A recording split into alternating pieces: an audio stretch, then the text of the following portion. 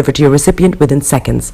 Feel free to call me on 0749 7377 647 at any time. I'll be happy to tell you all about Sendwave and help you in any way I can. Remember to use the promo code SR for £5 free credit. Medasse.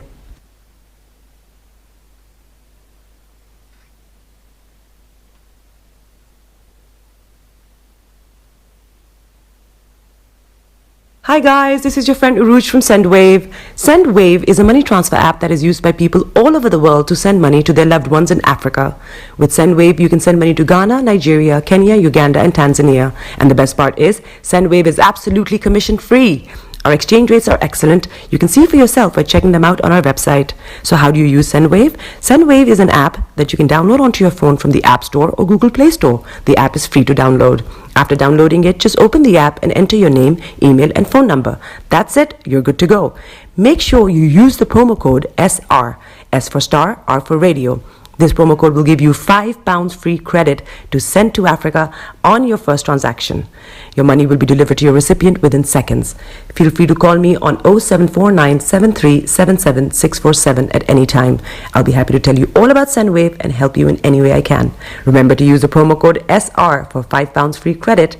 Medasse. More and behave like they did back in 2018, 2019. So I think that might suit some people, and that's perhaps why we're seeing properties coming to market now and actually sales agreed occurring not too far off where we were in 2019. Tim, what sort of regional differences are you seeing around the country? Well, yeah, again, it depends on it's quite different depending on where you look. This month we've seen London has fared perhaps slightly less well compared to last month, and the Southwest and Wales comparing a little bit better than last month. But again, if you look back a little bit further, those Southwest, Wales, they're off a little bit more compared to where they were in October. So it depends where you look. It does feel a little bit different. I think it's always useful to think about where we've come over the last sort of 3-4 years. It's been quite different depending on where you are across the country. First-time buyer type properties in London, for example, they're up 5% compared to where they were in January 2019. When you look at larger properties in Wales, they're up 30%. So it's quite different depending on where you are. More recently, again, it's a little bit different, but it tends to be those larger properties which have come off a little bit more, but they've gone up a little bit more now in some of those areas I've just mentioned, Southwest and Wales. All right, Tim, got to leave it there, I'm afraid. Good to talk to you this morning. Thank you. Great. Thank you. Still to come here on Ian King Live, why a new way of receiving the internet from space could help rescuers on Mount Snowdon. Stay tuned.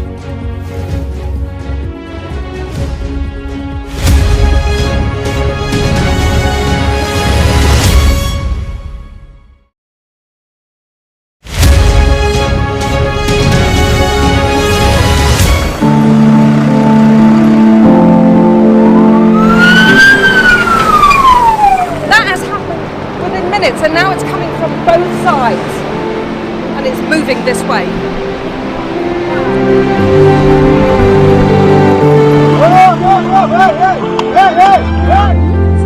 Only about half a mile from the Turkish coast, and it's evident that the boat is seriously overcrowded. This is one of the most severe viruses in the world. I'm Alex Crawford and I'm Sky's special correspondent based in Istanbul. The biggest party Tripoli has ever seen. That's it got us then. There's a lot of action going on, a lot of hits coming in still. We aim to be the best and the most trusted place in news. Clearly not had very much to eat at all, a lot of them extremely thin and very frail. Look at her arms, I can put my entire hand round. This is the cocktail of drugs which the doctors at this hospital have been giving their coronavirus patients. Made for people who want clarity in an uncertain world. Mother Nature can be vicious, absolutely savage.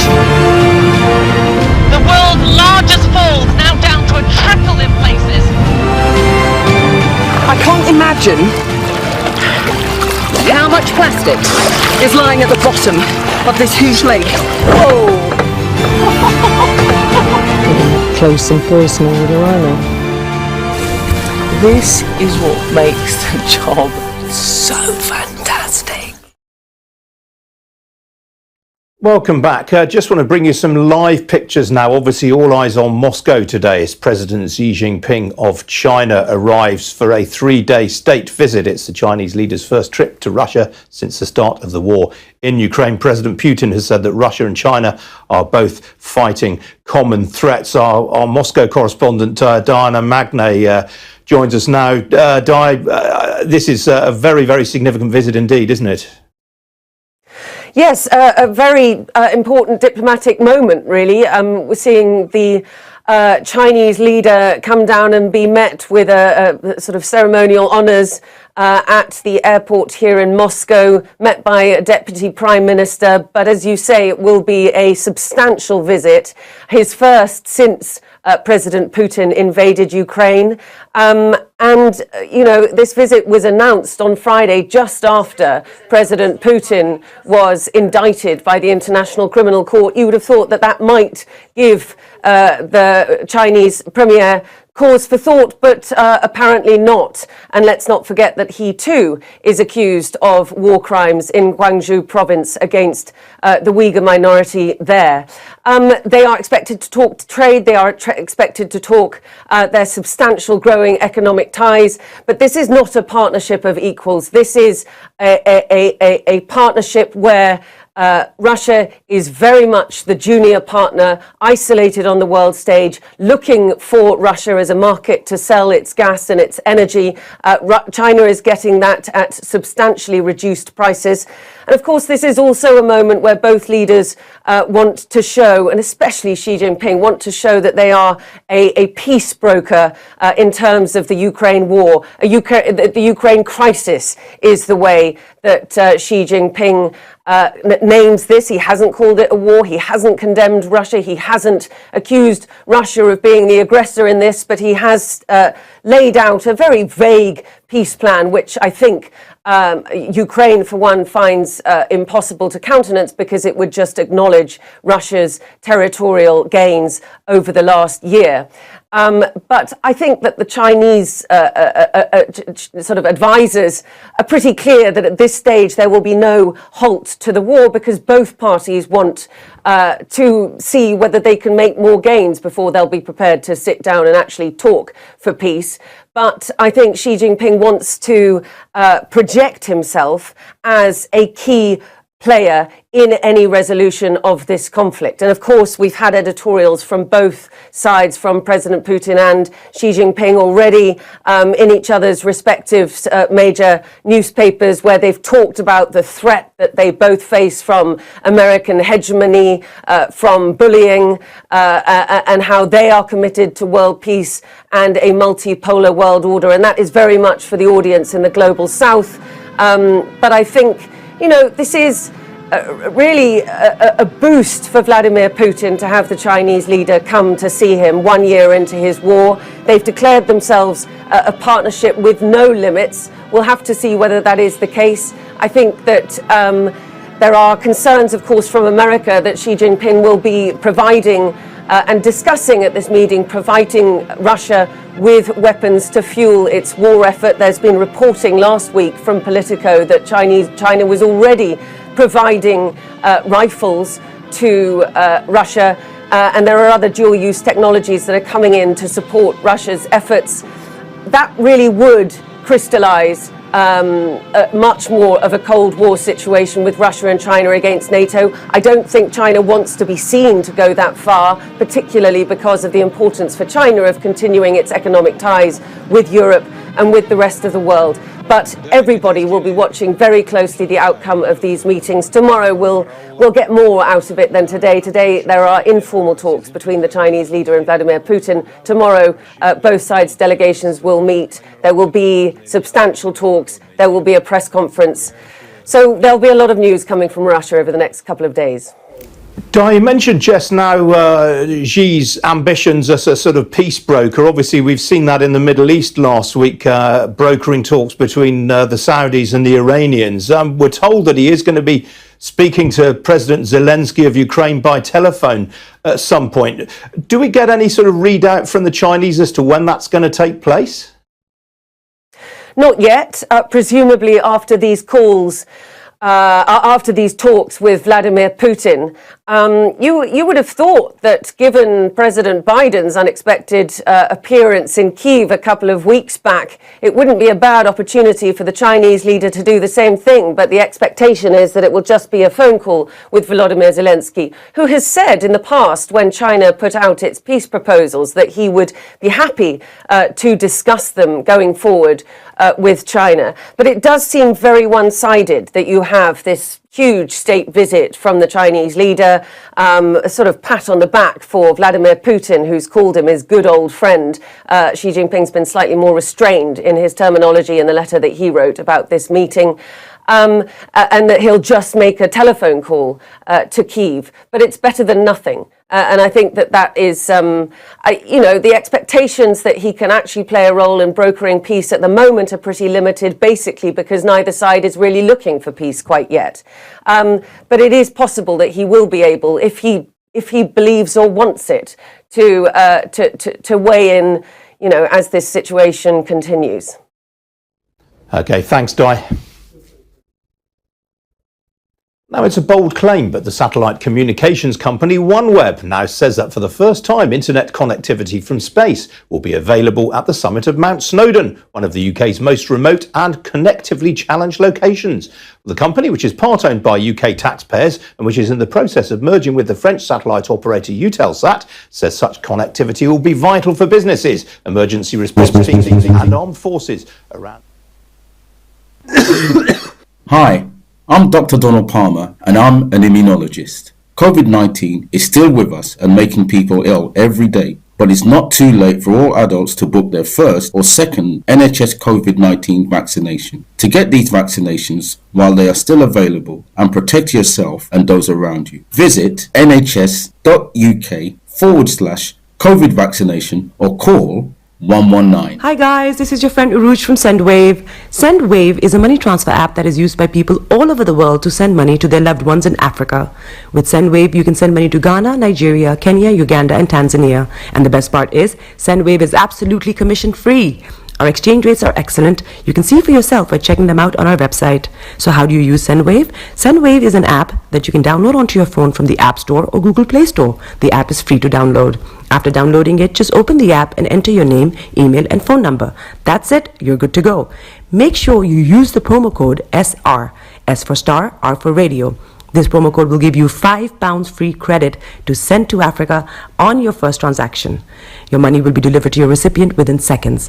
Feel free to call me on 0749 7377 647 at any time. I'll be happy to tell you all about SendWave and help you in any way I can. Remember to use the promo code SR for £5 free credit. Medasse.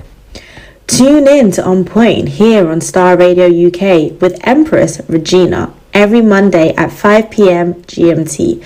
Looking forward to your company. Hi everyone, it's your girl BB Clement, the author of How to Go From Employee to Entrepreneur and the host of your weekly business show, BB Means Business, the show where we discuss everything you ever wanted to know about business but you were afraid to ask. How do I start my business? How do I raise the finance? How do I grow my business? Where am I going to find my customers? Join me every Tuesday at 1:30 p.m. on Star Radio UK to get all the information and tips that you need to become a successful entrepreneur and become financially free. Remember, don't let life dictate to you. Rather, put your signature on life.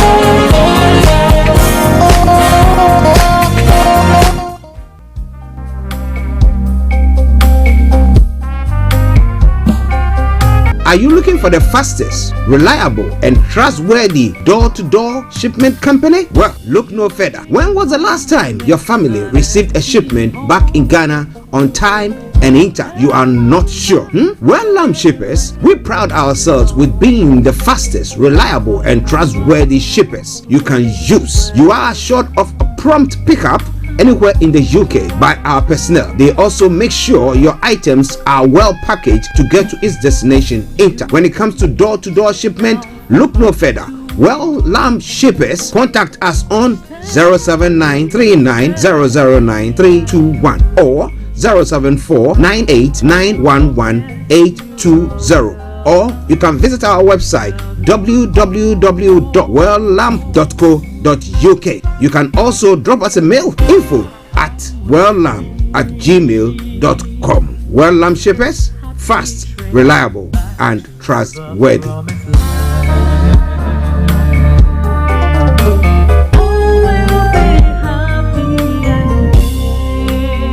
Check me out. He tells me my energy is making him tired. Yes! How do you get the energy to do I've been told that I have a lot of energy, but my goodness, I think today I have met my match, people. I have met my match, Miss Suzanne. Wow, amazing.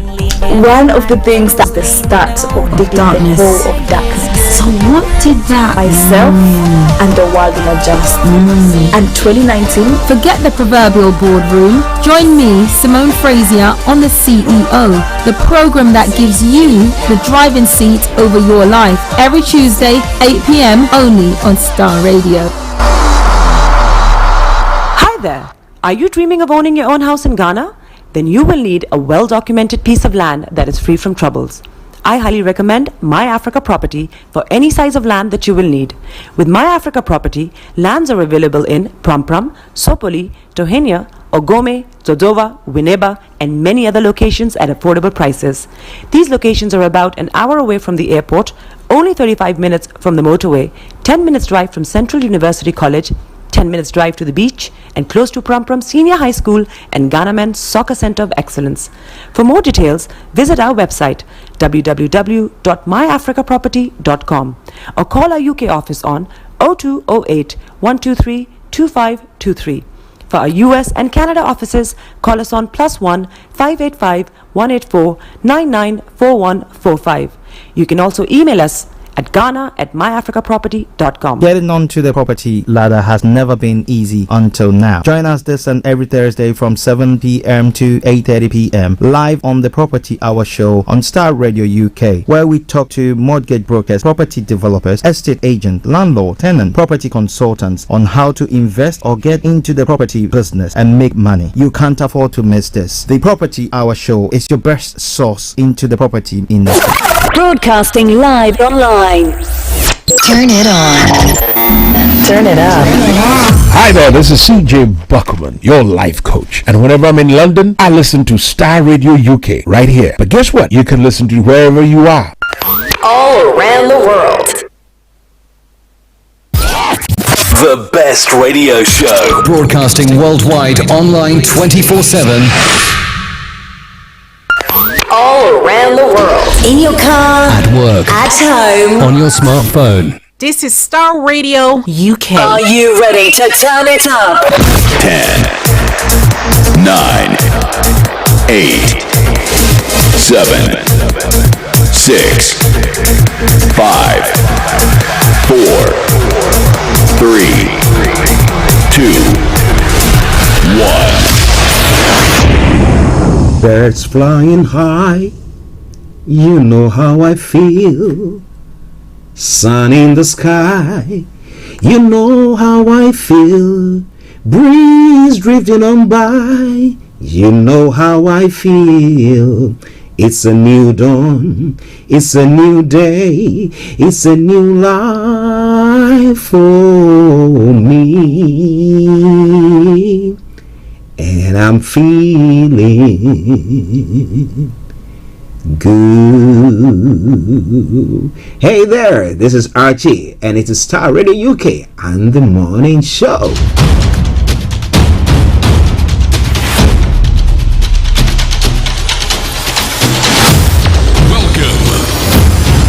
This is Starr Radio. This is UK. Starr Radio UK. This is Starr Radio UK.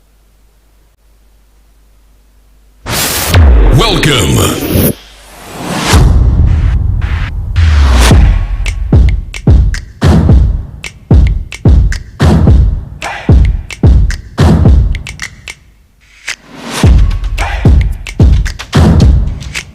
Broadcasting worldwide, online 24/7. Enlighten your day with Starr Radio.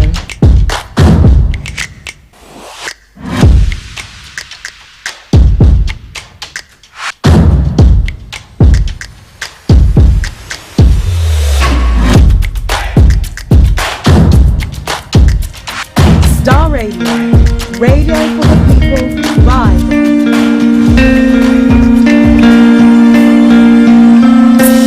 Love for you runs deep. All of you makes my heart beat. You make a doubt they fade. Jesus, and that's what makes you great. Hold the world in your hands. The hand that made me who I am. Same God now, yesterday, and forevermore. And that's what makes you great. You are God. You will never change. You remain the same. To the end, you are God. One who took my pain, took away my shame. Lord, you reign. That's why forever call you great. Great are you, Lord. Great are you, Lord. Great is to be praised. Okay, let me say massive good morning, good afternoon, good evening, good dawn to you wherever you might be on planet Earth, and those of you on other planets as well. Want to welcome you to the Monday edition of the morning show. Today is the 20th of March, the year 2023. Love for you. For the time now, exactly at 10:42. All of you makes my heart beat. You make a dawn fade. And it is Starr Radio UK, your favorite African and Caribbean radio station in London.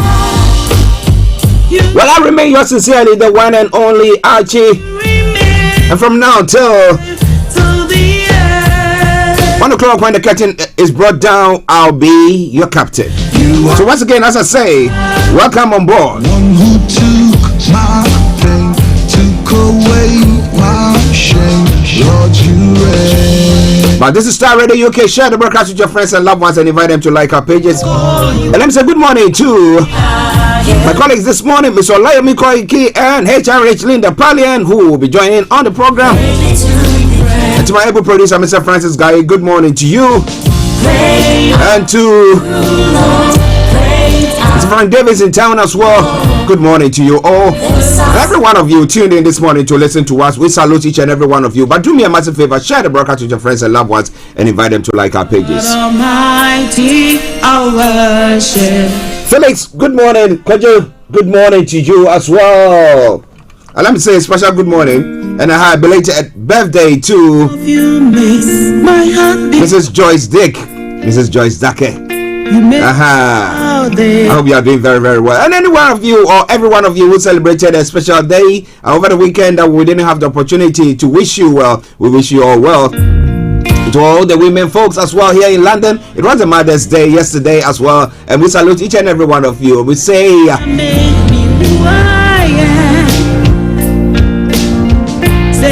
now Rachel bless you once again. But let's take a quick commercial break and I'll be back, and I'm going to bring you the weather forecast, the travel updates, and we will be looking at the quotes for the day as well. Stay tuned, don't you go away. It is Starr Radio UK, your favorite African and Caribbean radio station in London. Hi, I'm Dr. Donald Palmer and I'm an immunologist. COVID-19 is still with us and making people ill every day. But it's not too late for all adults to book their first or second NHS COVID-19 vaccination. To get these vaccinations while they are still available and protect yourself and those around you, visit nhs.uk/COVID vaccination or call 119. Hi guys, this is your friend Uruj from SendWave. SendWave is a money transfer app that is used by people all over the world to send money to their loved ones in Africa. With SendWave, you can send money to Ghana, Nigeria, Kenya, Uganda, and Tanzania. And the best part is, SendWave is absolutely commission free. Our exchange rates are excellent. You can see for yourself by checking them out on our website. So how do you use SendWave? SendWave is an app that you can download onto your phone from the App Store or Google Play Store. The app is free to download. After downloading it, just open the app and enter your name, email, and phone number. That's it. You're good to go.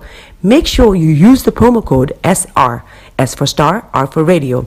This promo code will give you £5 free credit to send to Africa on your first transaction.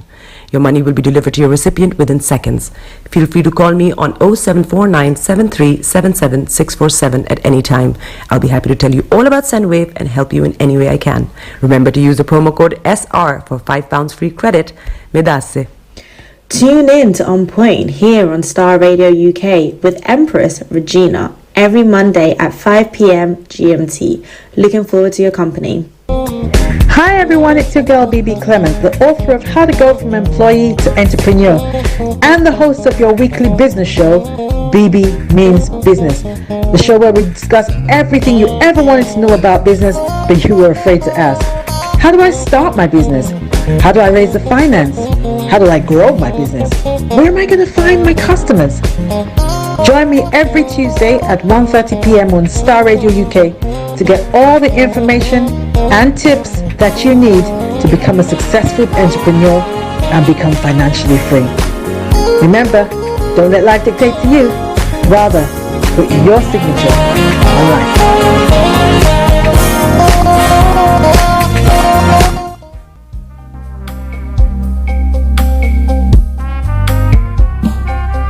Are you looking for the fastest, reliable, and trustworthy door-to-door shipment company? Well, look no further. When was the last time your family received a shipment back in Ghana on time and intact? You are not sure? Well, Lamb Shippers, we pride ourselves with being the fastest, reliable, and trustworthy shippers you can use. You are assured of a prompt pickup anywhere in the UK by our personnel. They also make sure your items are well packaged to get to its destination intact. When it comes to door-to-door shipment, look no further. Well, Lamb Shippers, contact us on 07939009321 or 07498911820. Or you can visit our website www.welllamp.co.uk.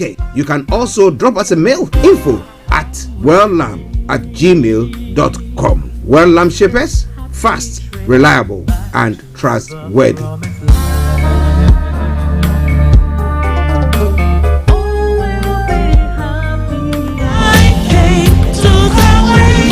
Okay, welcome back to the program. It is Star Radio UK. It is your favorite African and Caribbean radio station in London. I sincerely apologize for the break there in transmission. We needed to just make sure something was ticking along nicely, and we managed to sort that out. So, once again, welcome to the program.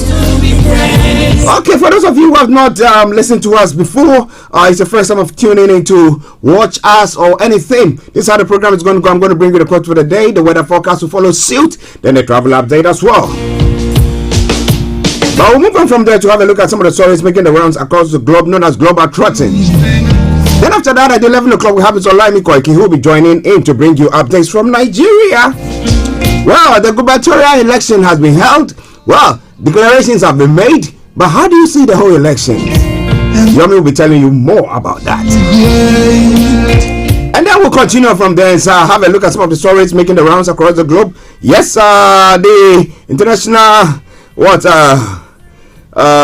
courts or whatever they call them in The Hague have actually found Vladimir Putin. Have given issued a warrant for Vladimir Putin, the Russian leader, for crimes against humanity. But they are not signatories to that protocol. So how does that affect him? But well, I think that now he's not going to be traveling outside because maybe he goes to somebody. But yesterday he was in Ukraine, yeah, in the Kremlin area, some of the captured Mariupol. So lots more going to be coming your way from there. And then at 12:30, exactly, I'll take you to Cyprus, where our own HRH Linda Pallien is to bring you Career 101. Then after that, we'll bring you to the end of the program. So that's how the program is going to be for you today. 10 minutes to the top of the hour, the time, Star Radio UK. That's 10 minutes to 11 from here. If you're in Nigeria, it is 10 minutes to 12. Okay, so now let's quickly tell you about the quote for the day. The quote for the day says on the 20th. So what have we got for the 20th? So for the 20th, we have it says if you chance into success, then you will. Okay, let me take it again. If you chance into success, then you will, in the same way, chance out of it unknowingly, because you don't know how you got in there. So the same way, you might just get out of it and you might not know. Right, it's all coming your way from Star Radio UK. It is your favorite African and Caribbean radio station in London. Now straight on to the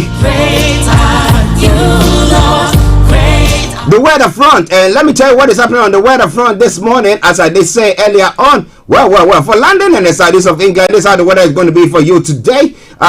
This afternoon, it's expected to be cloudy with a few spells of rain drifting in from the southwest. Now tonight or this evening, there will be further spells of rain, and that will move in from southwest. This spell falling heavy at times. The rain will turn rather patchy towards dawn. A breezy night expected as well. Top temperature is going to be 13 degrees. Always going to be 9 degrees. UV level low. Pollution low. Pollen low as well. Now sunset is going to be at 18:13, and sunrise for tomorrow morning 06:04 hours.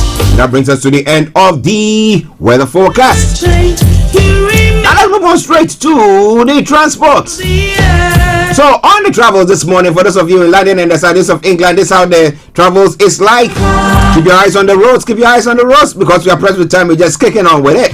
Now on the Jubilee line, there are severe delays due to an earlier faulty train. Valid tickets will be accepted on London buses, DLR, Elizabeth line, C2C, Southeastern Thames Link, and London Overground.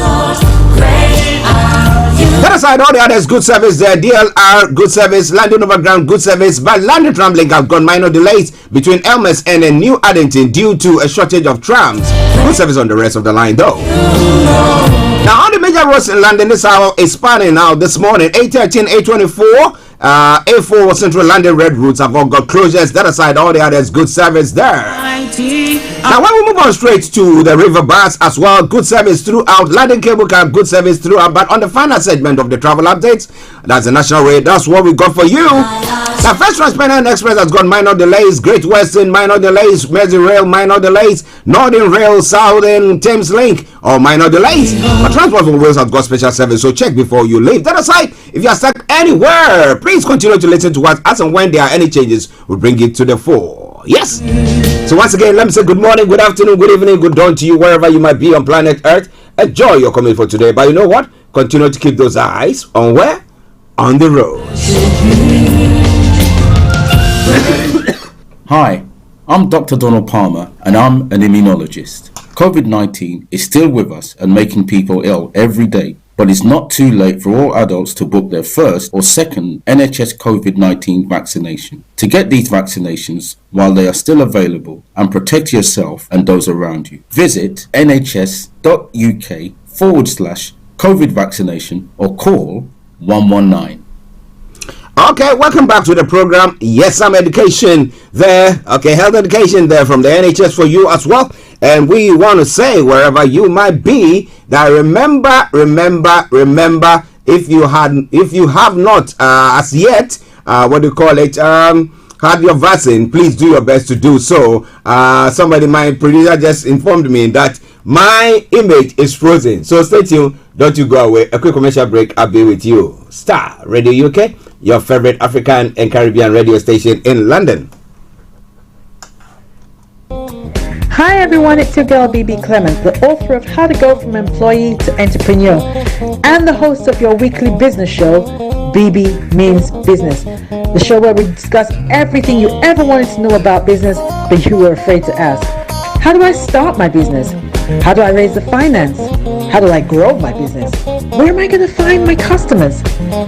Join me every Tuesday at 1:30 p.m. on Starr Radio UK to get all the information and tips that you need to become a successful entrepreneur and become financially free. Remember, don't let life dictate to you. Rather, put your signature on life.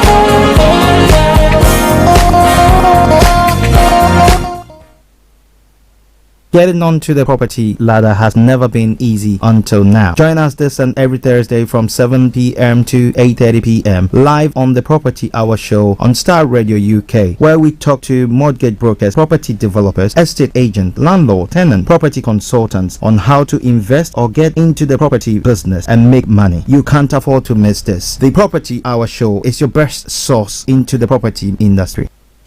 Welcome back. It is Starr Radio UK. It is your favorite African and Caribbean radio station in London, bringing the time now to exactly 10:56 from the hearts of London. It is the Monday edition of the morning show.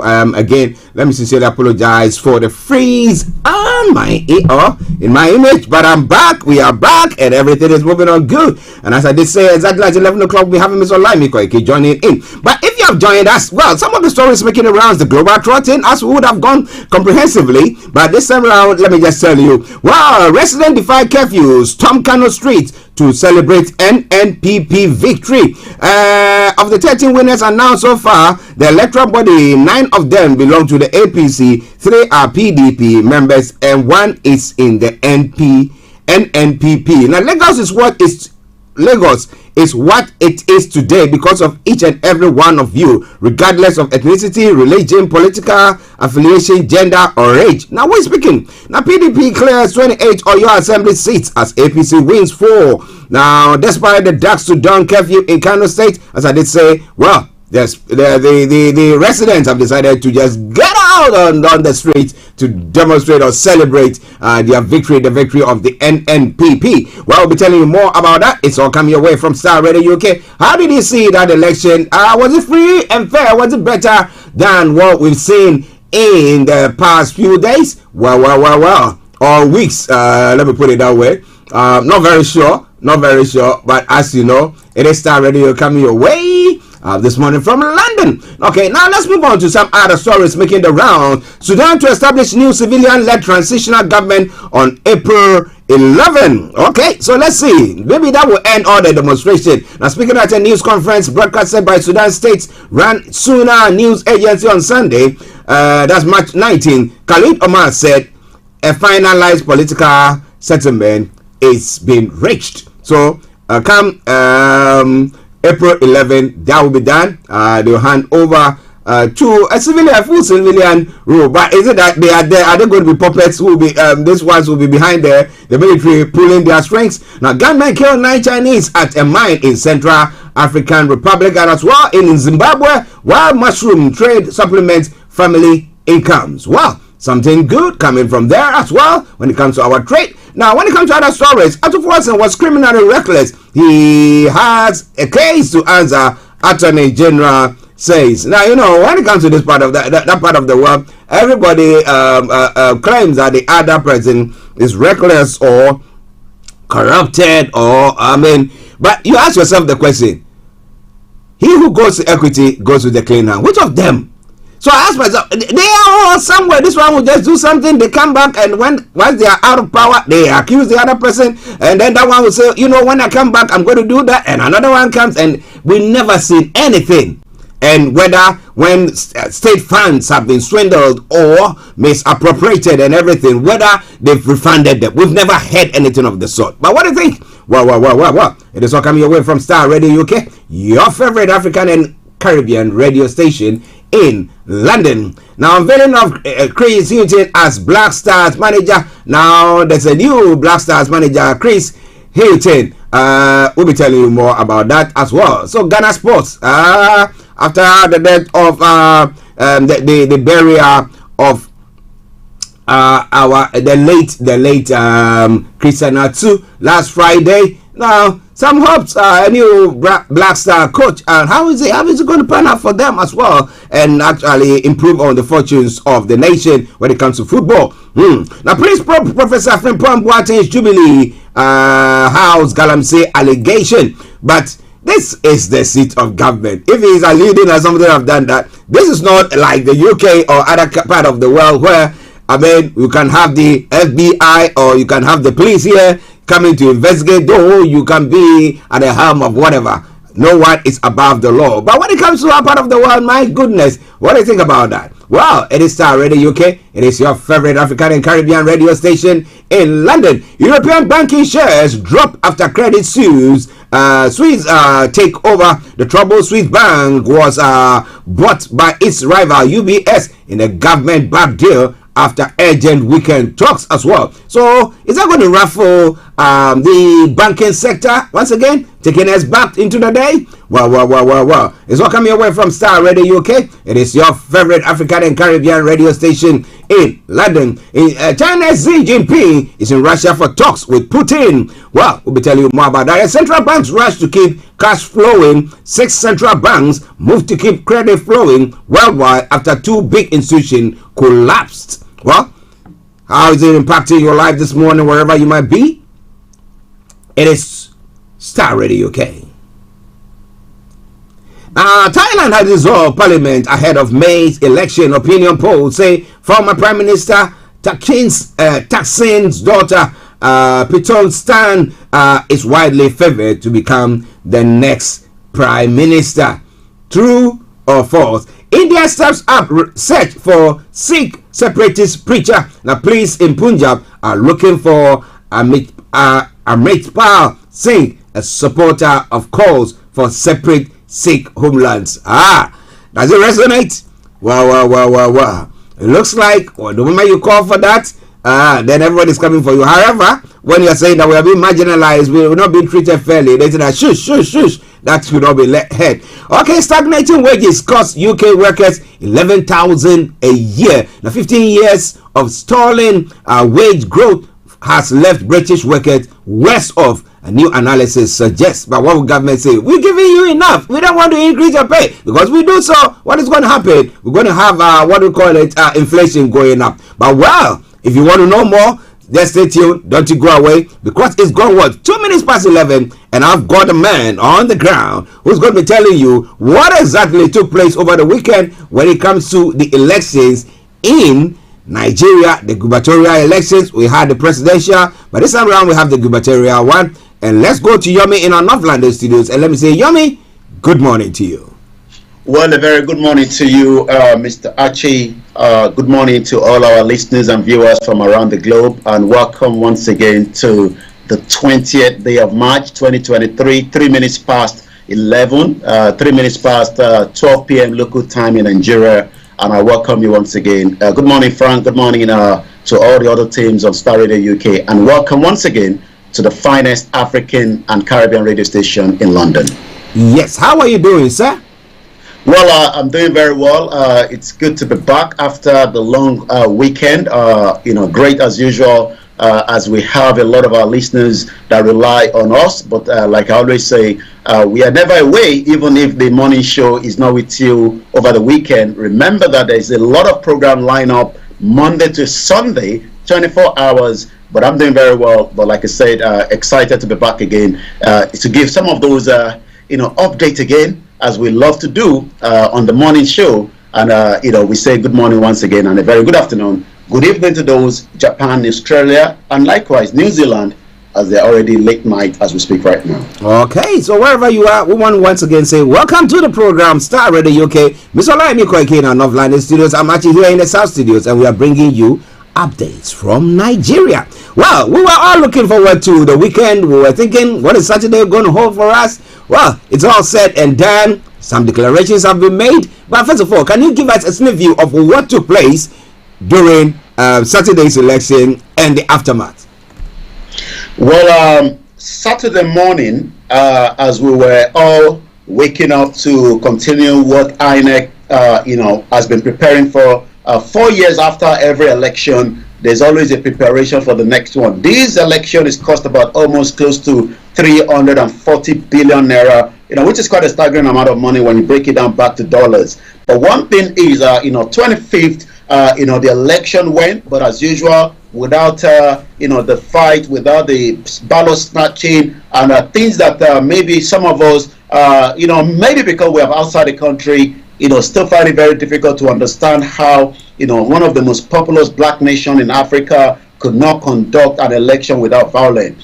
Violence took place over the weekend. It does not matter whether it was in Lagos State, whether it was in the north, whether it was all the states that held the election. I can assure you they were all violent in those states.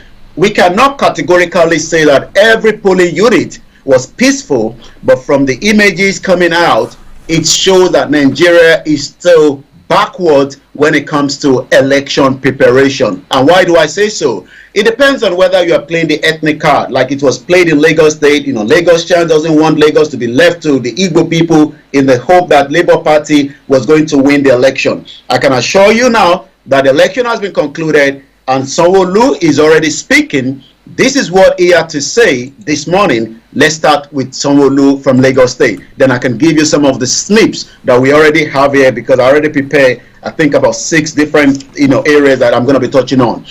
The governor won the 19 local government area with about 762,000 votes to defeat his closest challenger, Gbadebo. Gbadebo was in the picture of Lagos State, and the reason for that is people believe that his mother is from the Igbo, his father is a Yoruba, but there has been a lot of issues that he doesn't speak Yoruba, and definitely he should not be given that opportunity. We saw what happened. I believe that if the election has gone as it is, maybe it would have unseated Sanwo-Olu, but as a lot of people would not want such, immediately we saw what MC Oluomo, we talked about him over the weekend on Friday, and what MC Oluomo said literally took place in Lagos State. That's his face of MC Oluomo there, and I can tell you that almost all the local government and the polling units in Lagos State were all attacked. If you are not a Yoruba supporting APC, you will not be allowed to vote. But notwithstanding, there was a lot of effort from those on the against the other political party, and then Labour Party was able to defeat PDP, with non-PDP to be the one challenging. And it now shows that it seems that PDP is just not a serious political party, or maybe they always have this kind of backup engagement. We don't know. There's no evidence to that. But it seems that now that Labour Party has been able to prove, maybe because of some of the issues between the state and the citizen, Labour Party pulled almost half of what Sanwo-Olu had. 312,000 out of the 762,134 vote for the APC. And Sanwo-Olu, as usual, at about 1:15 a.m. was declared the governor of Lagos State. And he's saying already that yes, there's issues, but those issues will be resolved. And if those that have played the those ethnic card, he believes that we can work on that. I'm going to come back again to you in the studio, but let me take you through another state that is quite interesting, and that is Kano State. Kano is just similar to Lagos State, but NNPP were able to pull 1 million votes as against APC 890,000. So today, Gandola, okay, did I say Gandola? Mm-hmm. Well, maybe because we remember that Ganjude, the governor of Kano State, was saw in a video clip some few years back, stashing some dollar into his babariga, and eventually we call him Gandola. He's no longer, contesting, but he has lost Kano State for the NNPP. As I speak to you right now, even though he has given order for curfew, the supporter of NNPP are not listening to him. And that shows that, why is it that in Lagos State and the Southwest or in the North, there's always a difference, when the Northerners, had a visit of Buhari, they were stoning him. And if it was in Lagos State, it would have been a different thing. I'm going to come back again to you in the studio, but already we've seen results coming through. And that result has favored some, and there's going to be some rerun, because in a particular state in Kebbi, INEC says it is inconclusive. Starr Radio UK, as we are reviewing some of the faces, new ones and the old ones, that will continue their tenure as the governor in their state. Well, listeners, interesting development. As Yomi said, you would think that Nigeria being the biggest democracy in Africa. Let me put it that way, because I mean, to look at the population size and everything, you think that by this time they would have put measures in place so that when we have elections, it will be something. We will not have it 100%, but something close to, I mean, good. But it looks like that is not the case at all. Let's go to Lagos State first. Now, that the threat by MC Oluomo that caused people not to be able to go and vote, because if we are talking about democracy, then everybody has a right to make its own choice and decide, I want to be part of it, or decide I don't want this person any longer. But with that action that has been taken, and the fact that the governor elect, let me put him that way, now he's saying that, oh, whatever thing that happened, we can have a look at it because it went into his favor. So what has the Electoral Commission themselves said about this? Well, let's leave the Electoral Commission. Let's talk about the police. The police said we shouldn't take it serious. Really? Yeah. I mean, I might get the soundtrack of that before we end up this program. The police commissioner said that the issue of MC Oluomo is not something that we should take very, very serious because MC Oluomo, was not making any kind of a threat, even though the threat was captured in the video. He came out as well to declare, to debunk what he has said. But what he has said has actually sent, a message. And let me tell you, there's a lot of talks in Lagos State, and there's so many of them, with evidence base as well. And some of these talks control different areas, and they also operate, in conjunction, with MC Oluomo. And we have them, we have their names, people know them in the community. But as usual, let me give you an example. There's a talk called Obama in Ikeja. It's very deadly. He's the leader of the thugs in Ikeja with a lot of his boys. He'll be working with Dambula, possibly Peter Aladura. They are being coordinated according to information and intelligence by the chief of staff of Sanwo-Olu.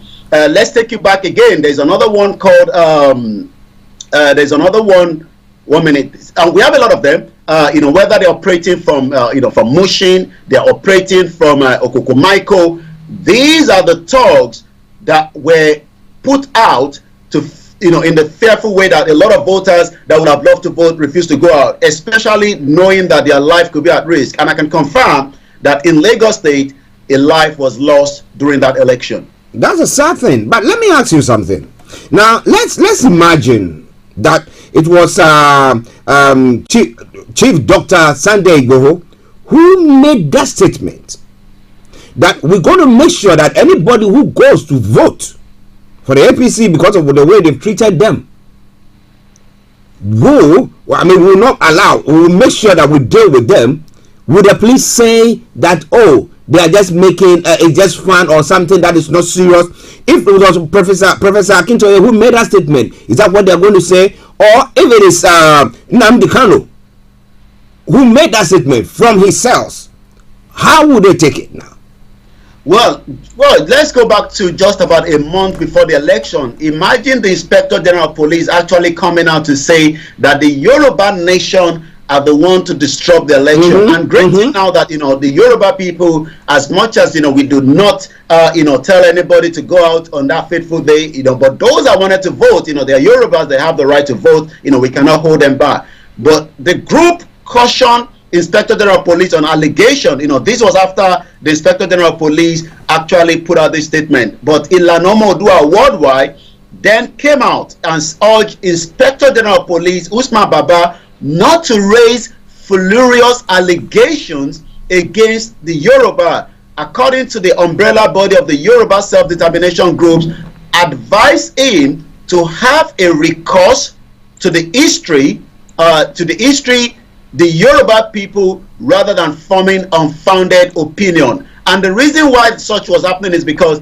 the Inspector General of Police actually came out to have a press conference, against, the Yoruba people that are campaigning for their right to self-determination. According to the group leader, Professor Adebanji Akintoye stated that the amalgamation of the entity known as Nigeria was fraudulent. He restated his resolve to extricate the people from any form of bondage, according to the statement signed by Kunle Adelakun Erobodo. On behalf of the group read, Ilana Omo-Oduah of Yoruba Self-Determination Organization, under the leadership of Emeritus Professor Adebanji, is committed to Yoruba self-determination struggle for the Yoruba people without any kind of violence. But what we saw in Lagos State is something that, some of us are not shocked about it, because like I said, there are so many criminals being supported by the APC government in Lagos State, and they're unleashed. I mean, imagine people were flogged by canes, if you go to the polling unit,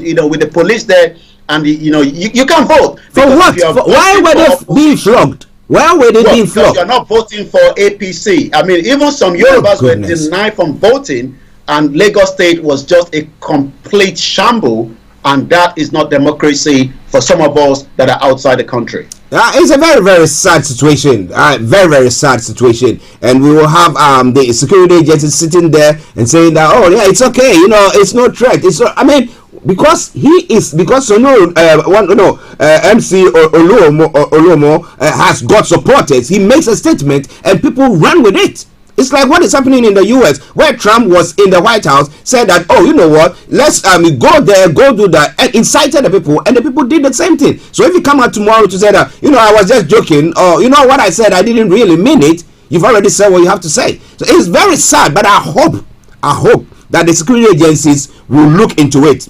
But again, somebody say, Africa, are you sure of it? Listeners, it's Starr Radio UK. Very, very sad and upsetting story from Nigeria when it comes to that gubernatorial elections and what is going on. But let's go back to Yomi and let's look at some of the other areas as well. Now, when we talk about Kano, with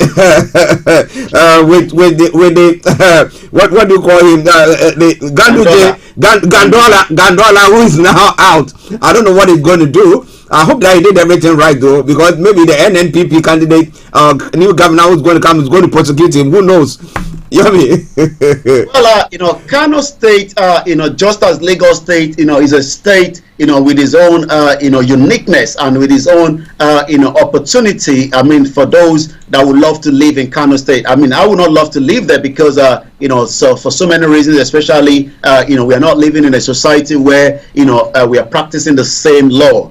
So if you are likely to live in Kano State, founded on May 27, 1967, area kilometers about 20,000, and it has got its own, areas as well. But one thing is, Kano State is no longer an APC state. It is now going to go for NNPP candidate beats APC. Nasiru Gowon win as well. So what is going to be the new changes? What are the expectations?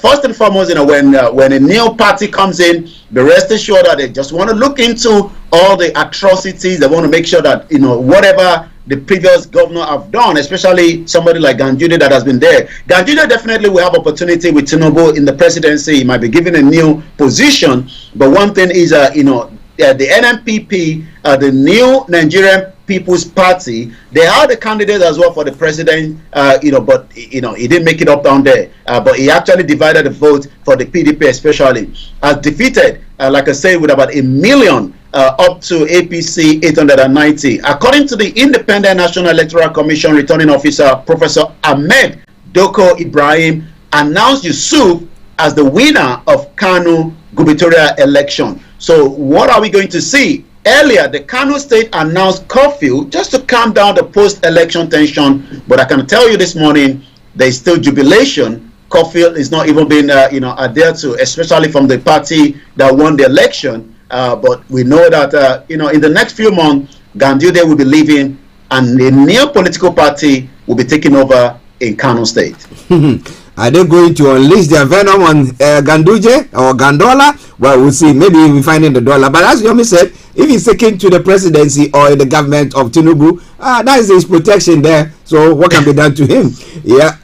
Listen, it's Starr Radio UK. Now let's go to the performance of the Labour Party so far. What has it been like? When we look at the presidential, the way they just stormed through it was like that. Do you see a reflection of that when it came to the gubernatorial? As the result is still coming out, we're still waiting. So maybe by tomorrow, we might have a clear indication. But from what I'm getting, Labour Party vows to resist plot to upturn a governorship election, the Labour Party also accused the Enugu State Governor Ifeanyi of attempting to change result in favor of the PDP. It seems that the Labour Party are pushing towards, a candidate that will win. We're not too sure yet. We have to wait and see. But Labour Party threatens a nationwide protest over allegation of manipulation. We are also monitoring what is going on in Abia State as of almost 17 hours, but it is not yet clear. But what we can say is, the gubernatorial poll, Labour Party vowed to resist attempt to obtain result in Abia and Enugu. Those two states, is where they are hoping that they might catch, a seat as a governor, and that would be a boost for them, because already we have now seen that PDP is no longer the only force that is going to challenge, APC. Labour Party, heading forward would be able to do so, especially, with about almost 300,000 voters in Lagos State, even in the midst of all the chaos that took place there. The national chairman of the Labour Party, Comrade Julius Abure, has promised that the party will resist what he described as an ongoing attempt to manipulate the outcome of the ongoing gubernatorial election in two states that they are keeping their eyes that they might win an election there, which is Abia and Ogun State. He actually released a statement just about late yesterday in Abuja. Abure said, "We have come to day 2 of the ongoing governorship and the State House of Assembly election, and what we have continued to witness across the country and report from the party men on ground are not in any way different from the criminality orchestrated against our presidential candidate, Mr. Peter Obi, during the election." Listen as well to Atiku in Adamawa. We're going to come back to that in just about a few minutes. But we wait till probably the next few more hours, maybe by tomorrow, if Abia and Enugu will go for Labour Party. Okay, let's see what is going to happen there. It's all coming your way from Starr Radio UK, your favorite African and Caribbean radio station in London. Mr. Olayomi Koiki in our Love London studios, and I'm Archie here in the South studios. Well, we're talking about lots of reports, post and pre and post elections, gubernatorial elections, and the presidential elections as well that took place a few weeks back. But we're going to be looking at all that in a moment. But Lagos is what it is today because of each and every one of you, regardless of ethnicity, religion, political affiliation, gender, or age. Now, who made the statement, and why now? Why did the person make? Babajide Sanwo-Olu making that statement. As it says, "Let's unite again as APC victory of Lagos State." This is also coming from the Speaker Obasa. The victory recorded by the APC in Lagos State is proof of the trust and confidence of our people have in us. Well, it's easier said that. These are some of the. These are the two main. We have the speaker there, and likewise the governor now coming out to say, But I'm not sure whether that is the feeling on the ground. But some believe, especially even those in support of Yoruba Nation, we saw a little bit of some of them prefer that Sanwo-Olu keeps back the seat in the fear that should for the seat on gone into somebody else like Badebo, it might sell Lagos State, especially as the Lagos as the Igbo claims that Lagos belongs to them, the land belongs to them.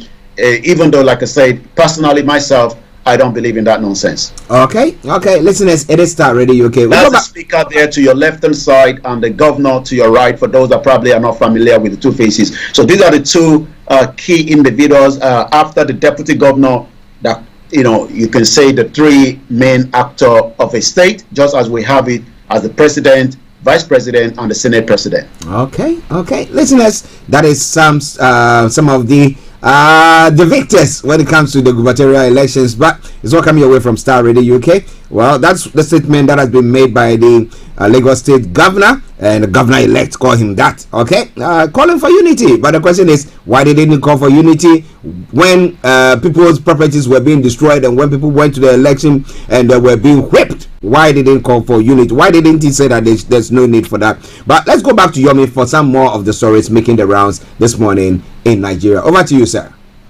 Well, as the election is now over, as result keeps coming in, Enugu East Senator Inamani quit PDP after failed re-election. PDP wins Bauchi State, Bala Muhammad, with about 525,000 to APC 432. Nasarawa has gone again to APC as PDP lost as well. We talked about INEC is going to, come back to Kebbi State as the election is inconclusive. But as we speak right now, APC is leading with about 388,000. What are the reaction? There's been a lot of, post-election results, outcome, as a lot of reviews, whether for or against, whether those that are in support of the right to self-determination are also, asking question that is this the kind of election that you want to witness, back to back, or what do you say? So everybody has different, views around what has actually taken place. But one thing is that today, more Nigerians are now reacting, and some of those reactions, there's a particular one that says, I just want to get that quickly, that now that what, let's get that clip in. This is what Nnamdi Kanu actually said about Nigeria one minute. Okay, we might not be able to get that in, but let me get what some of the reaction, we're talking about the reaction of Nigerians now on the social media. Some are now agreeing that Nigeria is a zoo, but this is not me saying so. This is actually coming from some Nigerians. According to a Twitter handle, Ayemo Juba says, Nnamdi Kanu and Simon Ekpa will be laughing at us. It is obvious now that they were both right. Nigeria is nothing but a zoo. Hashtag Nigeria election 2023. Another influencer, known as Aisha Yusuf, disagrees, says, but these places were zoo before they became reality to what people are living in today. So you can see, the division is already out there, as more Nigerians are looking up to these elections. So let's go to the tweet this morning. Gandola is a name which is given to the Kano State governor, and it seems that since he has lost, for APC, what is going to be the reaction? This Kano governor elected Engineer Abba Yusuf in 2019. He defeated APC Gandola. Sadly, the power that be rigged him out. So it seems that this particular individual was rigged out in 2019. He didn't give up. Last weekend, the Kano people spoke out loud and clear as the only elected NMPP governor. Expectations are high and huge. Congratulations. So he's the only governor from the NMPP. Funke Akindele seems that maybe she has had enough. She has already quickly started deleting some of her political statement that she has done. She was the PDP deputy governor for Lagos State, but according to news coming out this morning, some of our posts on Instagram have started being deleted as we speak right now. Let's go to some of those that is trending as well this morning, and then we come back again. Awusa is trending this morning as well, on the social media. But before then, we take some other quick news that is coming out of Nigeria at 11:28. Once again, this is Star Radio UK. Makinde won Oyo State for the PDP, with a good clear, I think about 30 out of the 33 local government. He actually won about 30 or 31 out of those local government with a good, win to come back as the governor.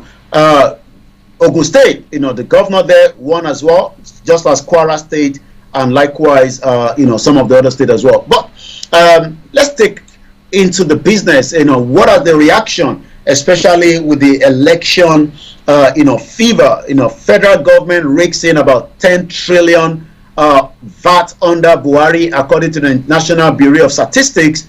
The federal government, the politicians are running oil sector into crisis. The issues about the currency is still out there. A lot of Nigerians are still feeling the pain. Traders in agony as the Naira scarcity ground businesses.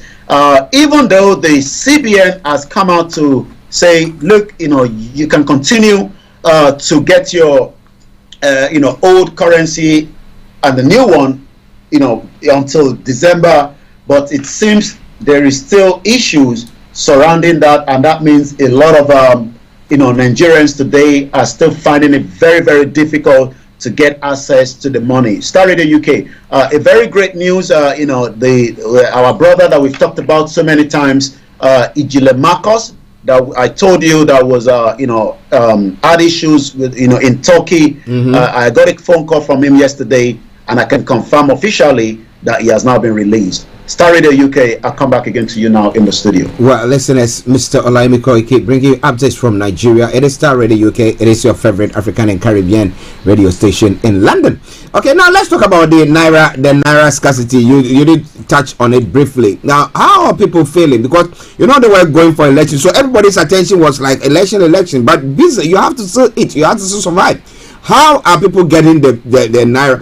No, is it easily better off than what it has been? Let me put it that way. Well, the shortage of the newly introduced 500, the 200, and the 1,000 notes has left millions of Nigerians struggling to survive. The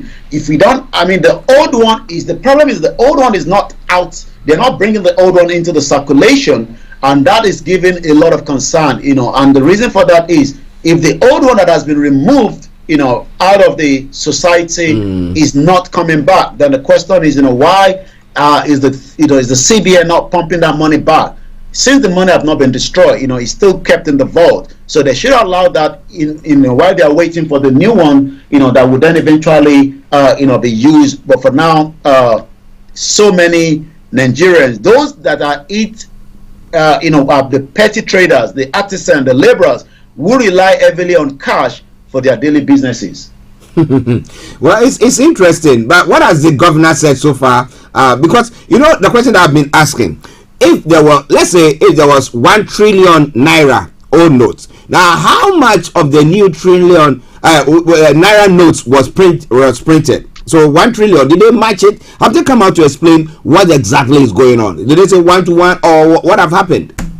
Well, the presidency have not come out to give us, reason why, today Nigerians are, still struggling.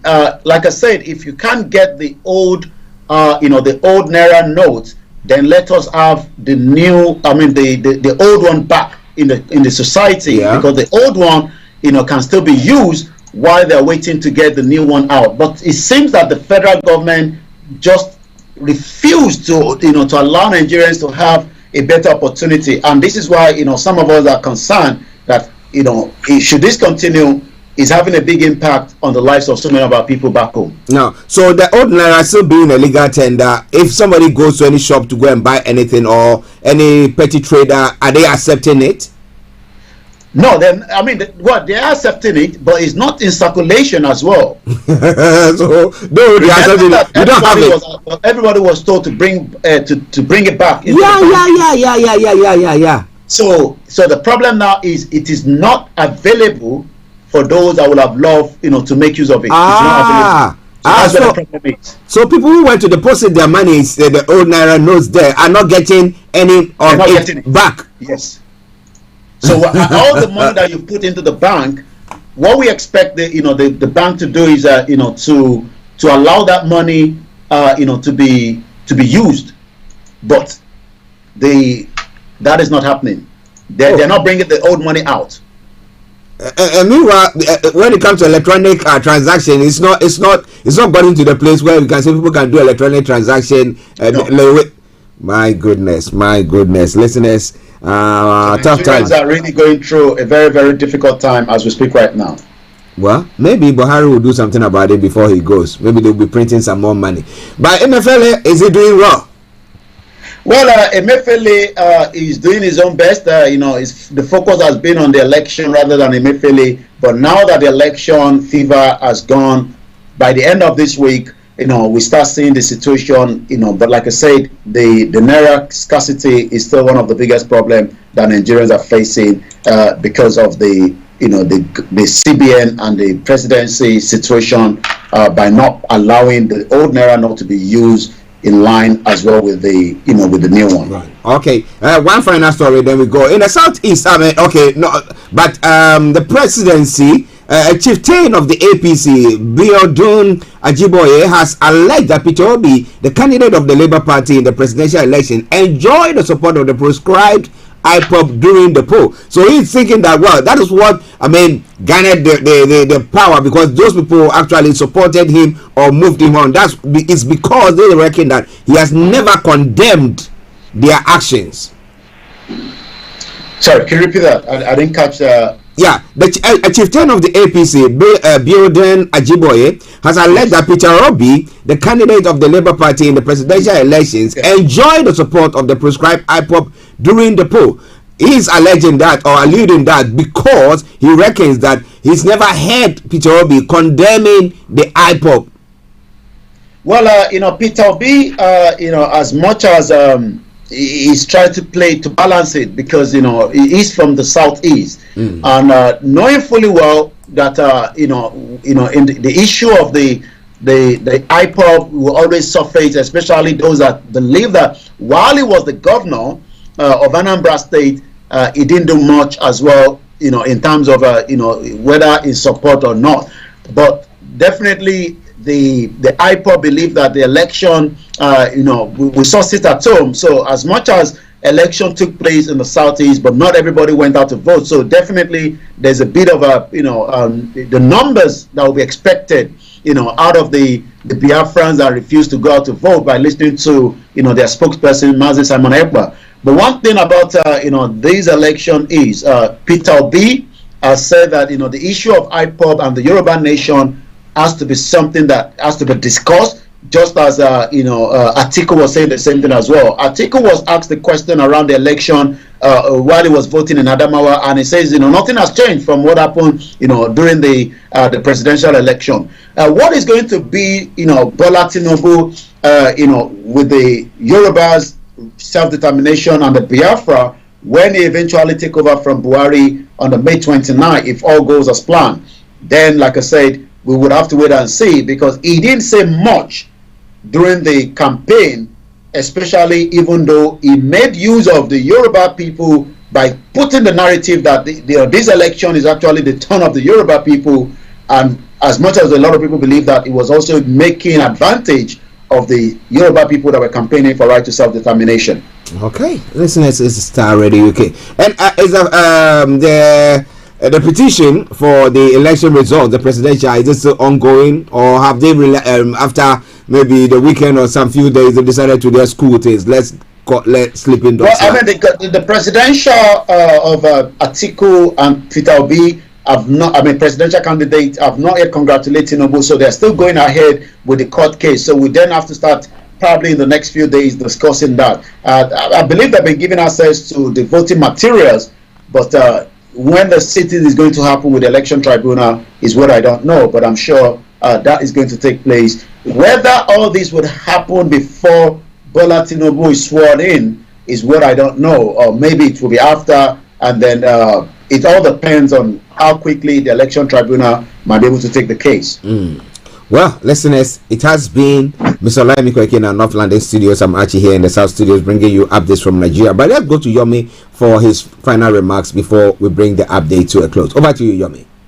Well, Starr in the UK, we continue to bring you all the latest headline out of Nigeria and the diaspora as well. Make sure you stay tuned to us. I'll be back again tomorrow, and tomorrow we might have more state, to discuss in terms of the election result coming out from Nigeria. Starr in the UK, it is the finest African and Caribbean radio station in London. Have a very good morning. Good morning. Thank you very much, Mr. Olayomi Koiki.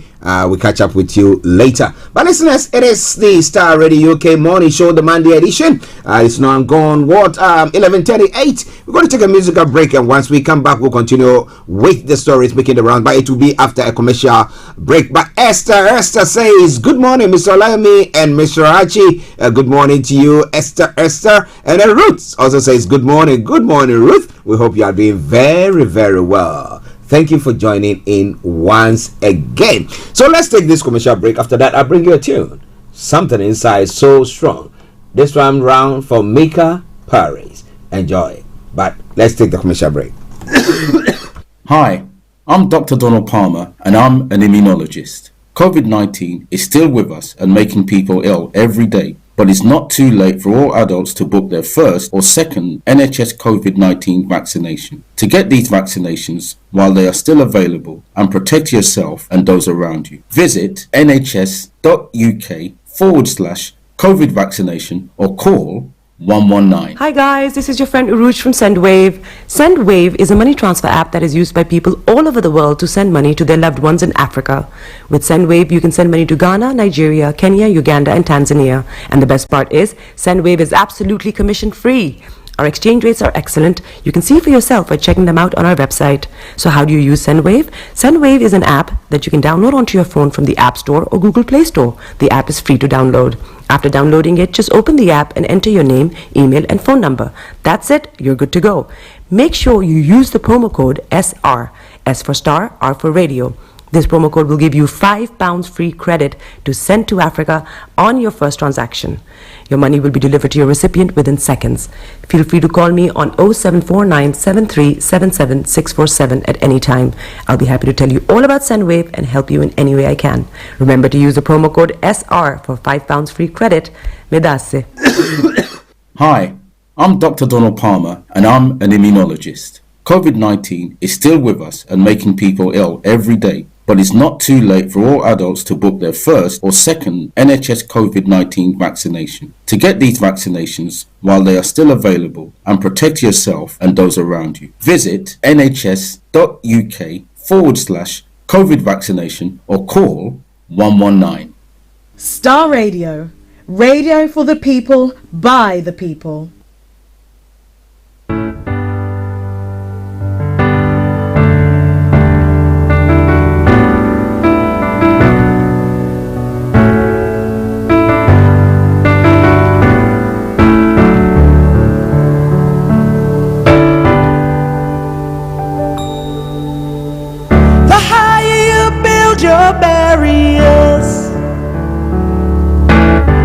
The taller I become, the further you take my rights away, the faster I will run. You can deny me, you can decide to turn your face away. No matter, 'cause there's something inside so strong. I know that I can make it, though you're doing me wrong, so wrong. You thought that my pride was gone. Oh no, something inside so strong. Oh, something inside so strong.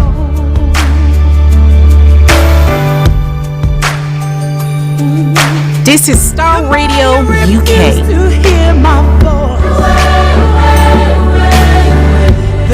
Broadcasting worldwide, online 24/7. You hide behind walls of Jericho.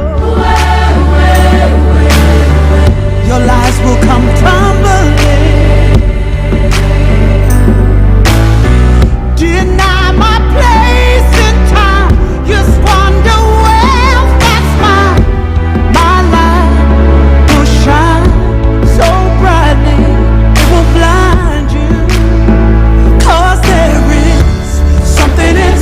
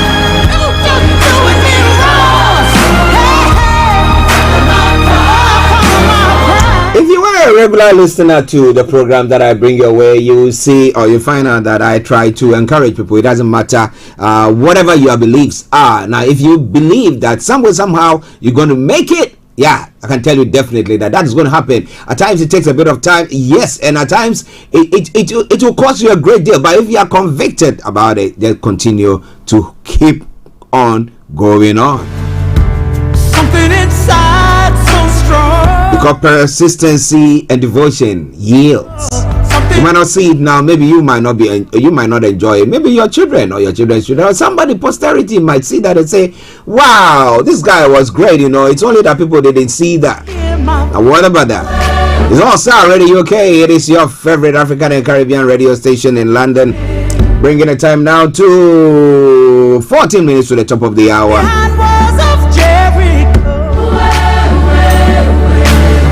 It is the Monday edition of the morning show. And that was Mika Paris there for you. Something inside so strong. As a Monday edition of the morning show, you know that exactly at 12:30 I'll be taking you to Cyprus, where our own HRH Linda Pallien is to bring you Career 101. So don't touch the dial. It is Starr Radio UK. Now let's crack on. Let's look at some of the other stories making the rounds in other parts of the world as well. And a new educational campaign that is going on from the NHS pertaining to the COVID-19. Let me bring you that, take that commercial, a quick one from there, and then we continue. So just in case you've not taken your vaccine or you're suffering from anything of the sort, yeah, there's an educational awareness that is going on Starr Radio UK, where we will be having some experts talk about long COVID and everything that seems to be going on. They are doctors from our communities, and therefore I can tell you that if you listen to them, it's going to help you a great deal there. Dr. Ruwen Day, and then we have other doctors Olayomi Salawu and Sarah Ann Filson. They'll be explaining some people are experiencing symptoms weeks and even months after COVID. So there are a few things that we will be looking at during this month for the next 30 days. So we will want to encourage you every morning from 10 o'clock, but 10 to, that's before the morning show, 10 a.m. to 10 latest quarter past 10. We'll be bringing you that NHS awareness campaign there, and then in the evening as well at 5 o'clock we'll bring you that as well. So yes, it's going to be coming your way. Make sure your dials are locked on Starr Radio. Okay, it is your favorite African and Caribbean radio station in London. Hi, I'm Dr. Donald Palmer, and I'm an immunologist. COVID-19 is still with us and making people ill every day. But it's not too late for all adults to book their first or second NHS COVID-19 vaccination. To get these vaccinations while they are still available and protect yourself and those around you, visit nhs.uk/COVID vaccination or call 119. Welcome back to the program. It is Starr Radio UK. It is your favorite African and Caribbean radio station in London, bringing the time now to 11 minutes to the top of the hour. Okay, so let's crack on. Now to some other stories making the rounds in other parts of the world, namely now some other countries in on the African continent. Well, Sudan, after months on end of demonstrations and all sorts that seem to be going on. Well, information coming through says that 3 months after Sudan's military leaders and country's main pro-democracy group struck a deal set to organize a gradual transfer of power to civilians, they have reached a timeline. The finalized political settlement will be linked will be inked on April 11, while institutions of the Transitional Authority will be formed on April 11th. Now, the political process spokesperson made the announcement yesterday. Now, he added that a new transitional constitution would be signed in early April. Now, according to Sudan's Tribune, an 11-member committee will draft the final agreement, including 9 representatives of the signatory civilian forces, 1 representative of the army, and another of the paramilitary forces. However, major political players, from former rebel leaders to grassroots pro-democracy networks, remain opposed to the deal despite internationally brokered efforts to draw them in. What do you think they have to do now? Now, thousands of Sudanese have therefore continued to take part in near weekly protests denouncing the October 2021 military coup. Now, several of the country's thorniest political issues, including security sector reform and transitional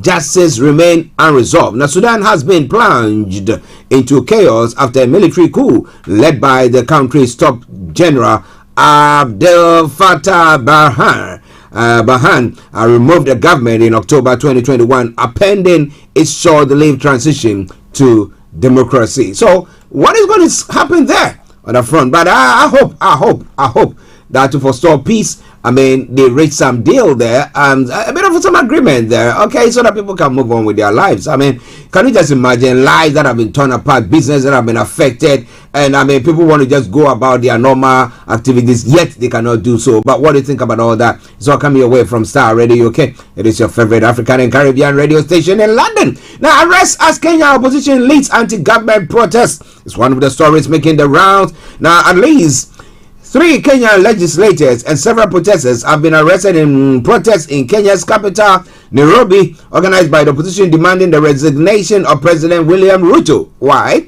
Now, hundreds of demonstrators across the city have not reached their designated meeting point in the central business district as police dispersed them with tear gas throughout the morning. The opposition called for protests against Ruto, who they say was not validly elected in August 2022 election. They are also blaming Ruto's administration for rising cost of living. Now, Nairobi police boss Adamson Bonge said those arrested in the protest will be released after paying cash bail. Now, Bongel had over the weekend said police had denied opposition permission to hold their protest and that any congregation will be illegal. Opposition leader Raila Odinga on Sunday insisted that protests will proceed as planned and demonstrators will march to State House, the president's official residence.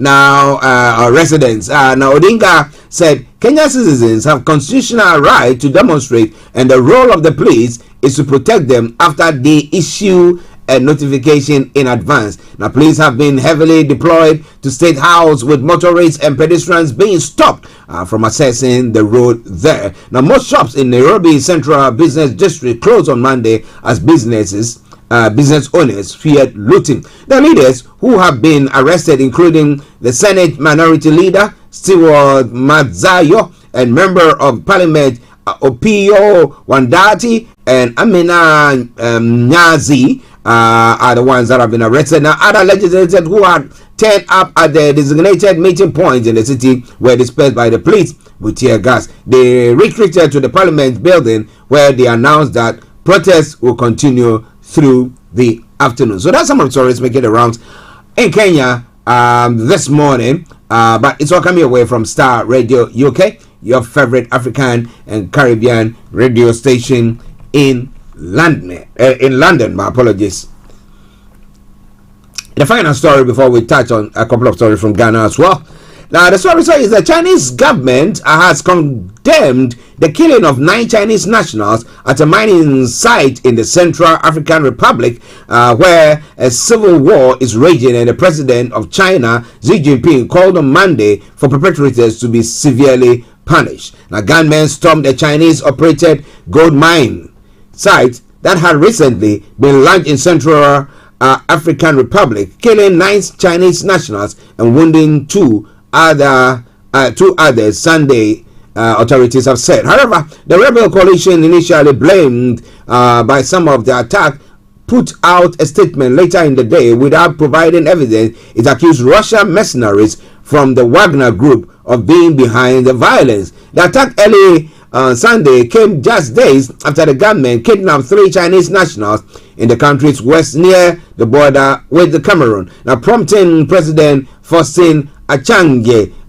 Trodera to plan a trip to China in a bid to reassure investors that the assault on the Chimbolo gold mine began around 5 a.m. when the gunmen overpowered the site's guards and opened fire. Now, said Abel Matipata, now mayor of the nearby town of Bambari, located 25 kilometers, that is 16 miles away. The mining site launch had taken place just days earlier, he added. The bodies of the victims were brought to the capital, Bangu, later on Sunday. Local authorities said they were pursuing the assailants but declined further comments.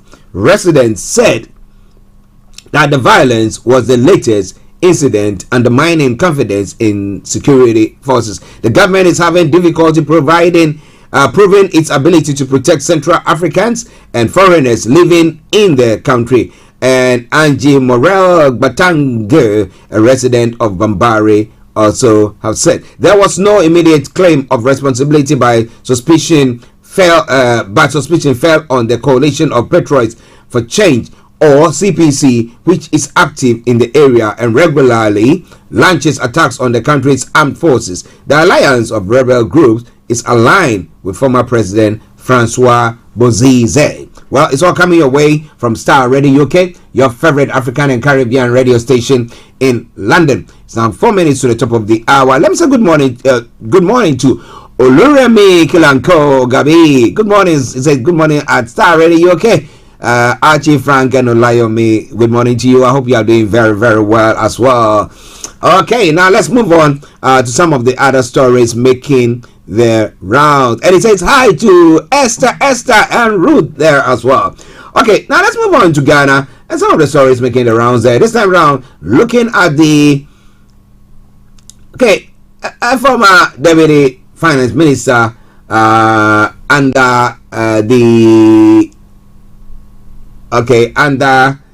President the Mahama regime. Now, the Republic, through the Attorney General, has stated that the state has succeeded in establishing a case against all the accused persons, including former Deputy Minister for Finance, Dr. Kesel Atuforsin, in the criminal trial involving the supply to the state of vehicles unworthy to be used as ambulance in 2015.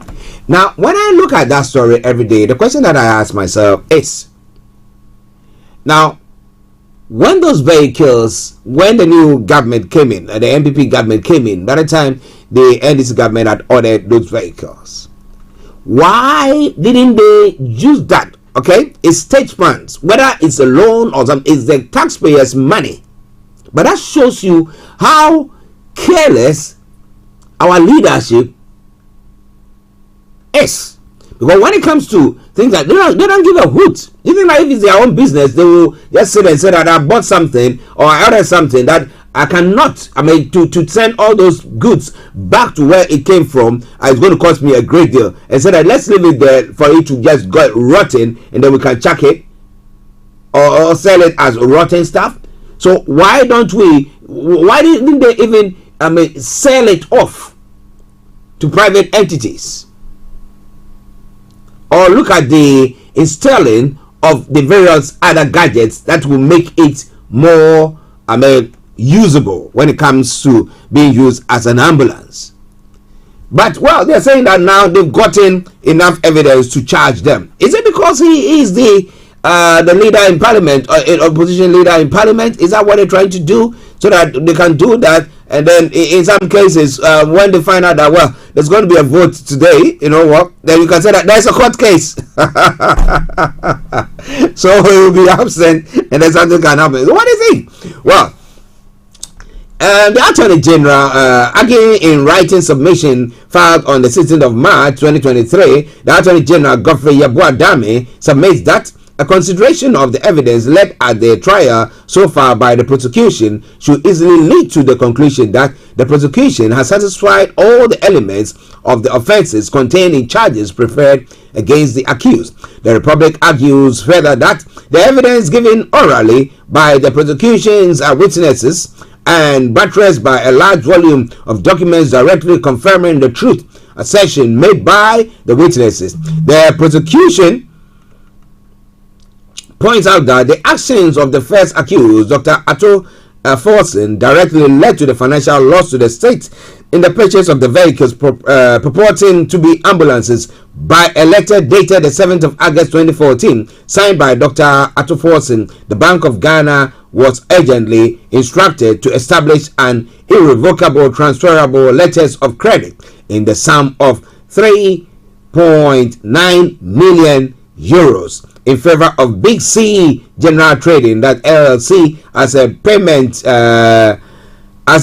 for the ambulances to the Ministry of Health. This authorization for the LCs to be established resulted in the payment of 2.37 million for the supply of vehicles by Big C General Trading. Now, which did not meet the description of an ambulance, a fact clearly established from the evidence on record. Now, according to the prosecution, Dr. Forson's action, judged in light of the terms of the contract governing the transaction, showed that that he violated the duty he owed as a public officer with responsibility over the use of public purse by virtue of his status as a Deputy Minister of Finance in 2014. His actions were criminally negligent and most unwarranted. Now the question is, how many of them, how many of the actions that have been taken by the ruling government, what about the past government, how many of them have actually, been able to say that they've actually kept the public purse perfectly? None of them. None. Remember back in the day during the COVID when Ghana ordered some vaccines? Remember they ordered it from Russia? What happened on that one? What has been done to the health minister? Is it that he came to apologize, saying that he was confused, whether he was suffering from confused.com or maybe he was suffering from COVID himself, or whatever that happened over the period of time? Well, but lots more. We're going to be following very, very closely, and I'm going to be telling you more about that. It's now going 2 minutes past 12 the time, the morning show, the program. And let me announce the lines open. If you want to add a voice to the discussions, it is 0208-133-2257 or 580208-133-2257 or 58. You happen to be in the US, Canada, or the Caribbean area, it is 001-718-303-2737. 001-718-303-2737. You can also text or WhatsApp us. It's 075-3966-1744.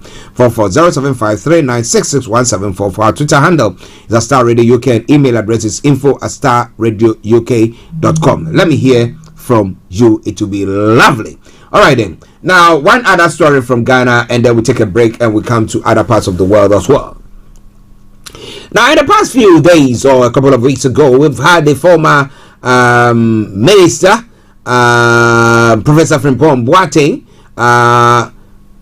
accusing or alluding or alleging that people in the Jubilee House, the presidential seat, are involved in galamsey. That's illegal mining. So now the police are probing what Professor Frimpong Boateng has said. But the question is, do you think anything is going to come out from that? Well. Now, President Akufo-Addo has tasked the police to investigate allegations by the former Minister of Environment, Science and Technology and Innovation regarding the seat of government's involvement in illegal mining. Professor Kwabena Frimpong Boateng accused some top of government officials of being engaged in the canker, popularly known as galamsey. The renowned professor, who served under President Akufo-Addo during his first term, insisted that the rot goes as high as the government seat, but he falls short of naming names, right? Okay, this comes as government continues to trumpet its commitment to illegal mining fight. Now, in an interview with the state broadcaster, the former minister explained that some of these individuals supervise his ousting from the ministry in order to continue perpetuating the canker. So he knows the names of these individuals. Now, why doesn't he put it across? Or is it going to be giving that to the what do you call them? The the security agencies or the police. Now, Professor Boateng stressed that the allegation of some 500 missing excavators from the illegal miners in 2020 were fabrications of persons in the government to get him out of the way. Now, following the revelation, there were calls from a cross-section of Ghanaians for state security agencies to look into it. On the back of this, the president wants the matter investigated.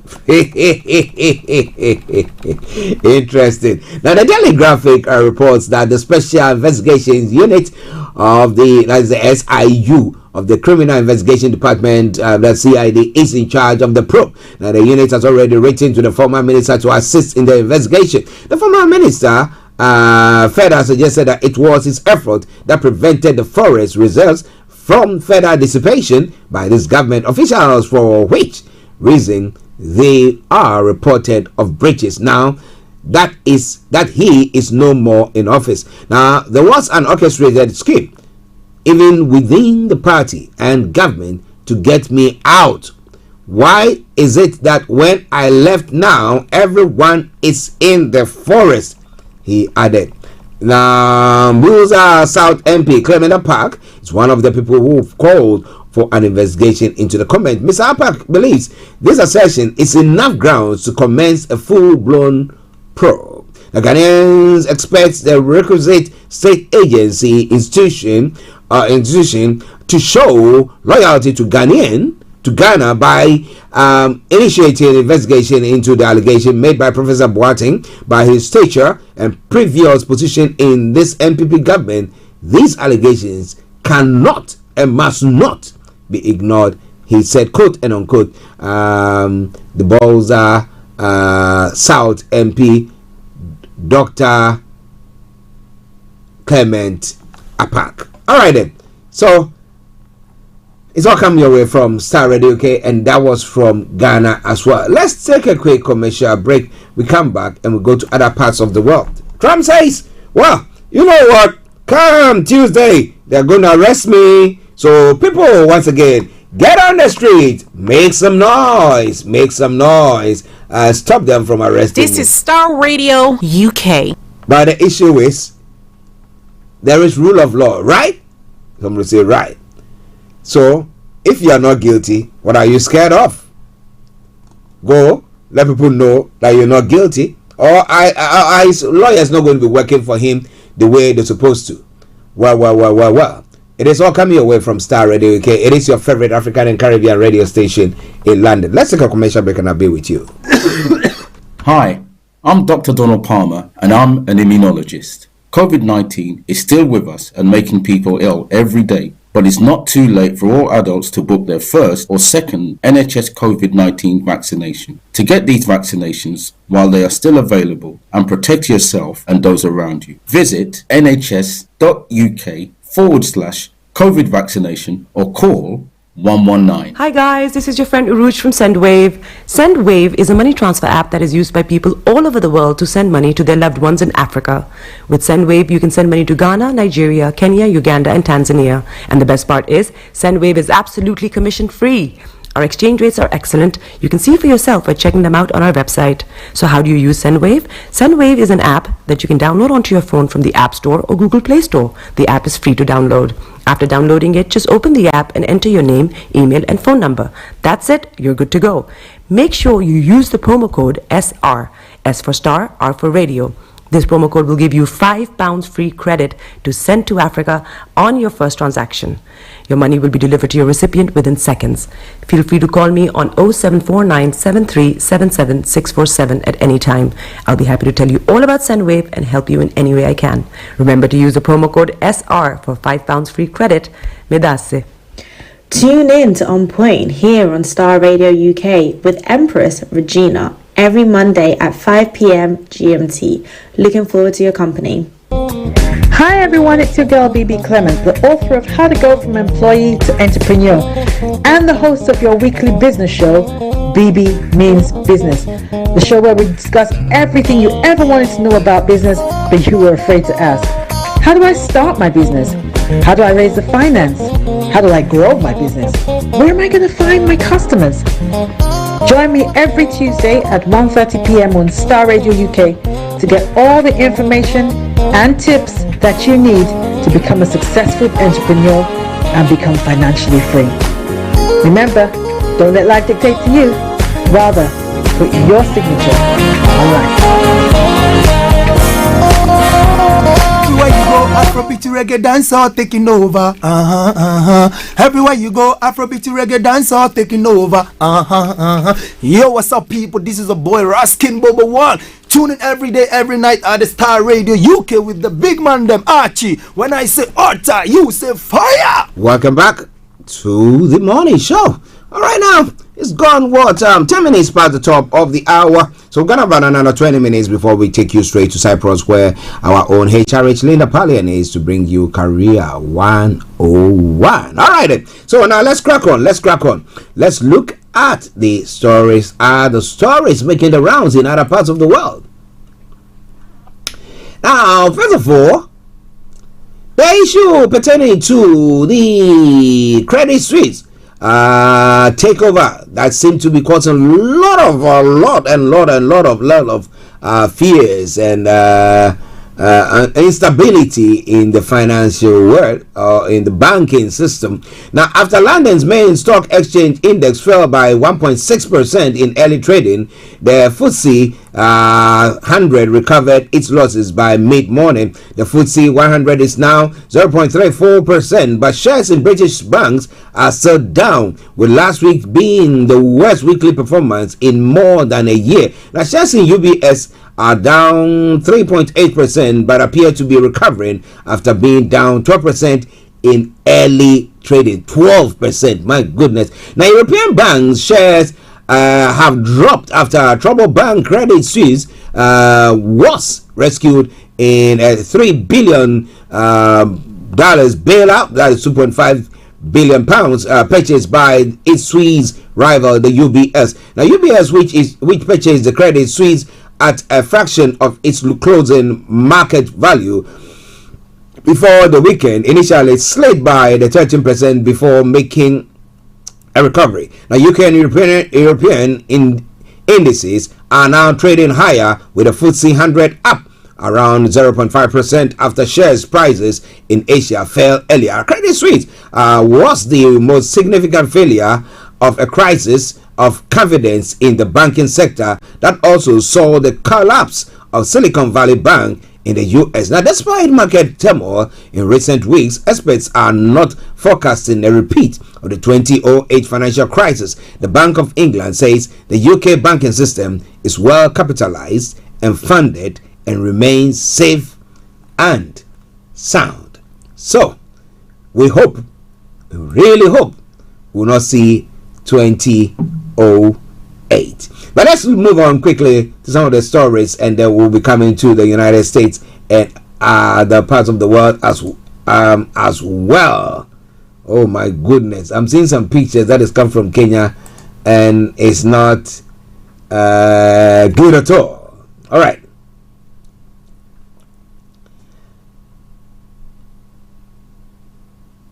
Now, in France, the France pensions reform, Macron's government is facing a no confidence vote.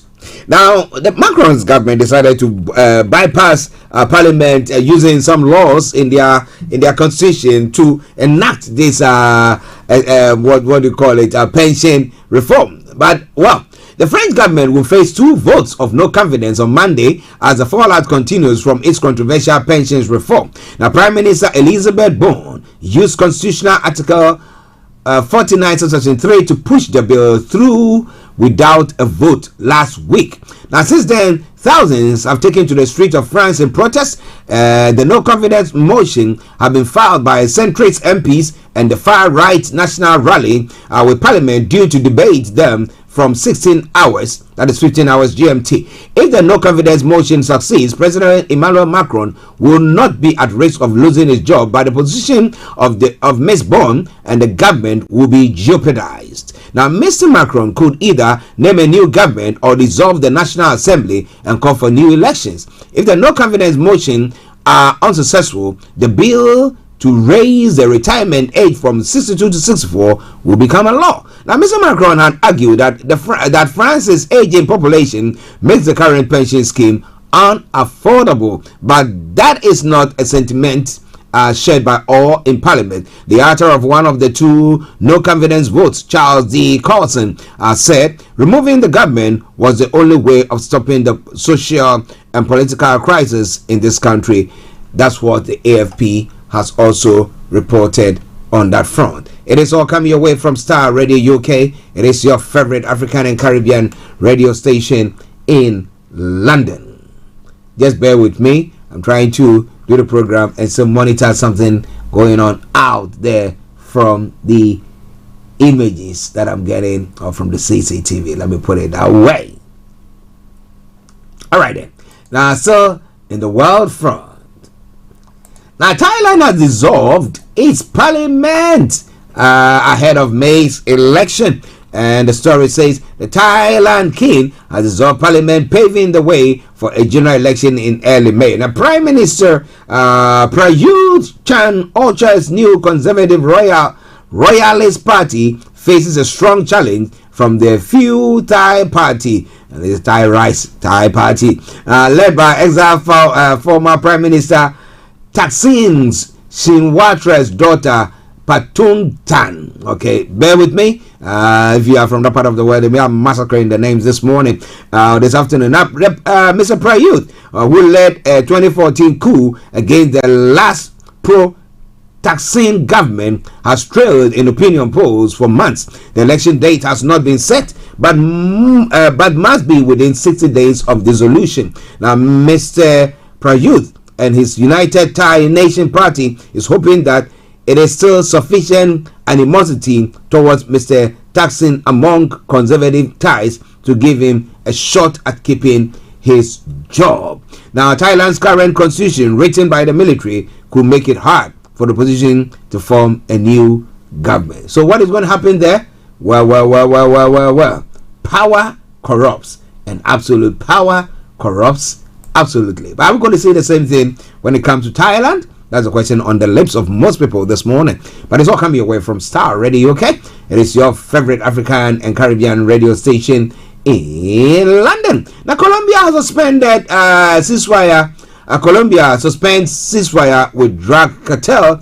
That's one of the stories making the big moves this morning. Colombian President Gustavo Petro has suspended a ceasefire with the country's main drug trafficking cartel, the Gulf Clan. He accused it of showing anxiety and terror and ordered the security forces to reactivate their military operations against the criminal gang. The ceasefire had been agreed in December as part of the president's plan for total peace in Colombia. Its suspension is a major blow to Mr. Petro's attempt to end armed conflict. His policy is radically different from that from his predecessor in office, Ivan Duque, who tried to secure peace by stepping up military operations against Colombia's illegal armed groups. Now, Mr. Petro is instead trying to negotiate an end of hostilities with dozens of criminal organizations. On 31st of December 2022, the government had announced that it had reached a bilateral ceasefire with the Gulf Clan as well as rebels of the National Liberation Army and dissidents from the Revolutionary Armed Forces, Colombia, the FARC, among others. But this past week, President Petro has accused the Gulf Clan of breaking the ceasefire, blaming it for an attack on an aqueduct and saying it had incited protests from informal gold miners. Well, we hope that peace is forestalled and nothing untoward happens on that front. Now let's go to the US as well. Well, President Trump tweeted over the weekend. No. Facebook. Did he post on his Facebook or his Twitter? One of them. I think it's Twitter. That, well, he's going to be arrested on Tuesday, for some charges of whatever. And then he was saying that he was calling on his supporters to protest. But the question is, this is a country where we talk about the rule of law and we say that it works. So the rule of law works, but now you just calling on people to go and protest. If you are innocent, go to the courts, get your lawyers to put your case across, or you can put your case across as well and you'll be cleared. But if not, then what? Now the question has been that on the lips of most people is that now if you are here once again calling on your supporters to come and come on what sort of rescue you or stop the security agencies from arresting you, then what are you saying when it comes to the Capitol incident, which is being investigated? And I don't know what is going to happen on that front, because when it comes to their House of Representatives and everything that they're doing, and it's all crazy. Because I bet you if it's allowed to stand an election again, I mean, I know the Republicans and the Conservatives, let me put it that way, and I've been saying that, oh, he's somebody from God and somebody who moved the forward and everything that he says, because when he was asked at the time that even if they didn't have any ambition to become a president, and if he has, what party will he said, it's these people, the Republicans, or that's the Conservatives. Why? Because he just say, for God's sake, we're going to do that, and everybody will run after you, whether you are kidding or whatever. And that seems to be what he's enjoying. But Donald Trump claims he will be arrested on Tuesday on charges stemming from an investigation into $130,000 payment to a porn star Stormy Daniels in 2016. If he is, he will be the first former president to face criminal charges. Now, here are some of the questions on the issues at play in the case. Let me put it your way. In 2016, adult film star Stormy Daniels contacted media outlets offering to sell her account of what she said was an adulterous affair she had with Donald Trump, the then candidate Trump. Now, Mr. Trump's team got wind of this, and his lawyers, Michael Cohen, paid $130,000 to Miss Daniels to keep her quiet. Now, this is not illegal. However, when Mr. Trump reimbursed Mr. Cohen, the record for the payment says it was for legal fees. Now, prosecutors say this amount to Mr. Trump falsifying business records, which is a misdemeanor, a criminal offense in New York.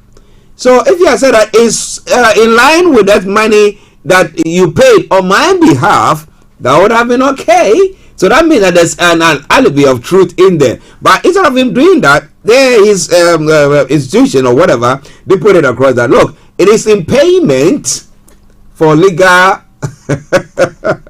and that is what he's being charged for, if he has to be charged. Now, prosecutors could also potentially allege that this breaks election law because his attempt to hide his payments to Miss Daniel was motivated by not wanting voters to know he had an affair with her. Now, covering up a crime by falsifying records will be a felony, which is a more serious charge.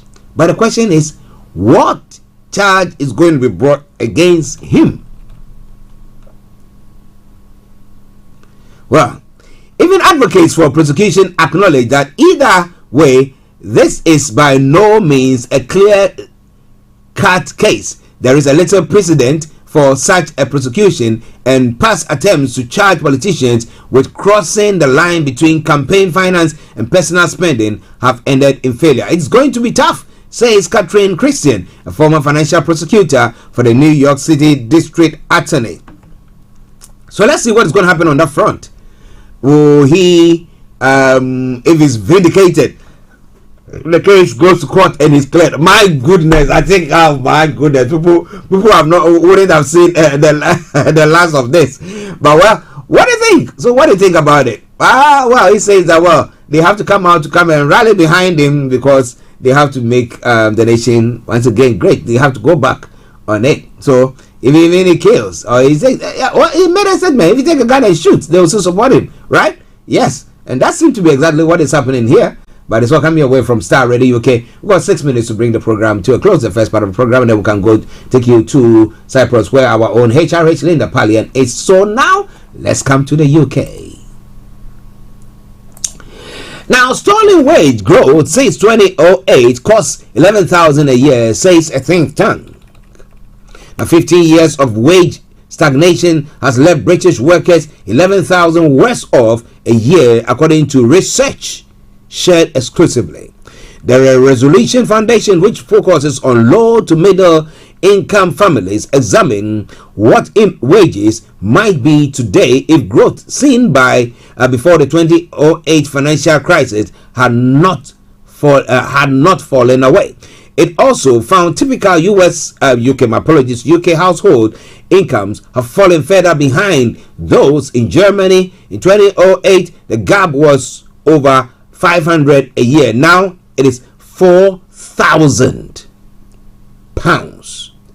But the Treasury says the economy is more resilient than many predicted. In his budget speech last week, Chancellor Jeremy Hunt acknowledged there is still enormous pressure on people's finances. In recent months, wages have failed to keep up with rising costs, now meaning that millions of Britons have in effect had a pay cut. But experts say that the problems with incomes go much further back. The Resolution Foundation calculated that had wages continued to grow as they were before the financial crash of 2008, the average worker would make 11,000 more per year than they do now, taking rising prices into account.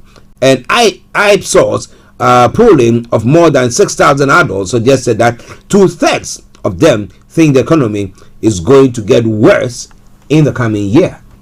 And it's all coming your way from Starr Radio UK. It is your favorite African and Caribbean radio station in London. Now, private firms are profiting from UK asylum hotels. It's one of the stories making the rounds this morning.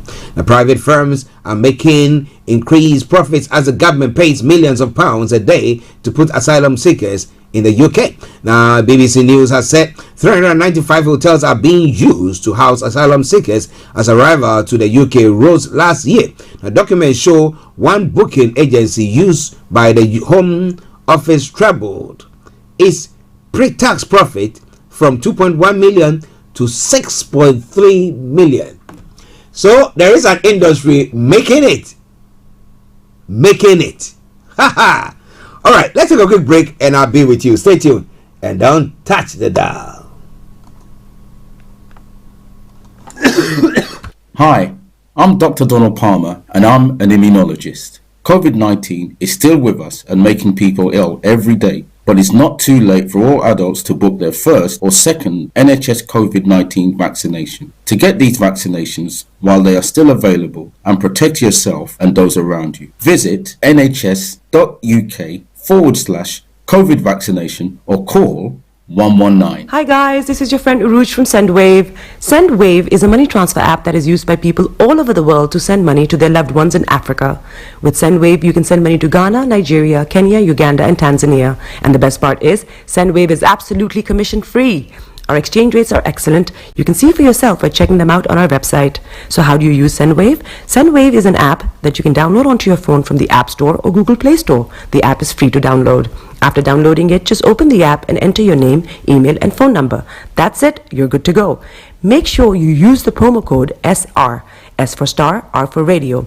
This promo code will give you £5 free credit to send to Africa on your first transaction. Your money will be delivered to your recipient within seconds. Feel free to call me on 0749 7377 647 at any time. I'll be happy to tell you all about SendWave and help you in any way I can. Remember to use the promo code SR for £5 free credit. Medasse. Tune in to On Point here on Starr Radio UK with Empress Regina every Monday at 5 p.m. GMT.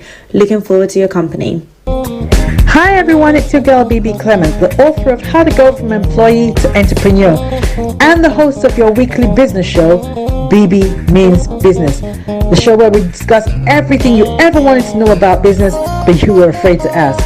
How do I start my business? How do I raise the finance? How do I grow my business? Where am I going to find my customers? Join me every Tuesday at 1:30 p.m. on Starr Radio UK to get all the information and tips that you need to become a successful entrepreneur and become financially free. Remember, don't let life dictate to you. Rather, put your signature on life.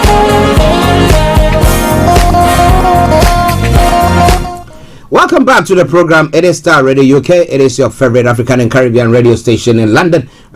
We have to cross over to Cyprus, where our own HRH Linda Pallien is. But let me announce it that this evening, exactly at 10 o'clock, at 10 p.m., we'll be having Dave West on the Conscious Reggae Time. Once again, he's coming back on, so we're going to be having him on.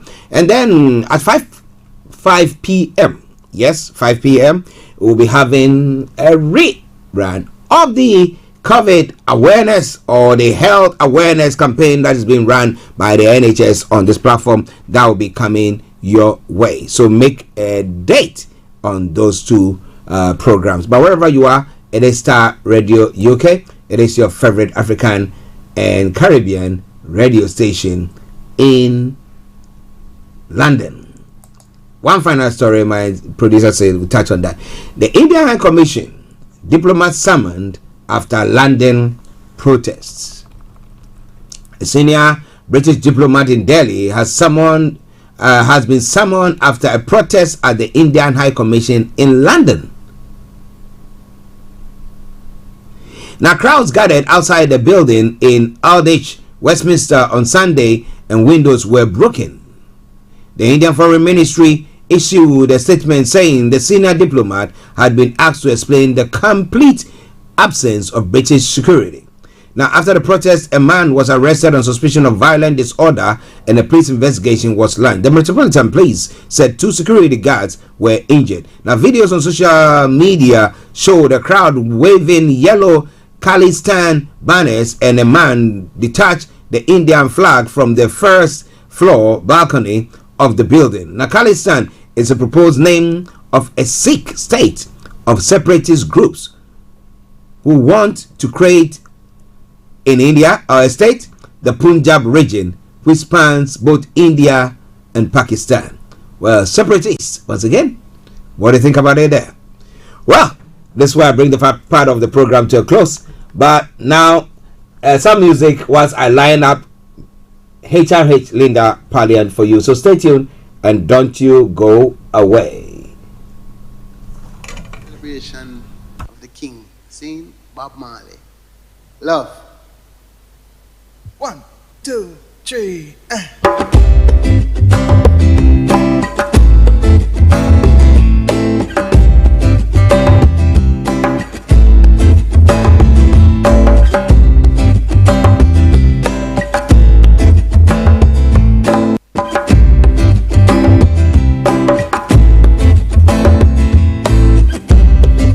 We refuse to be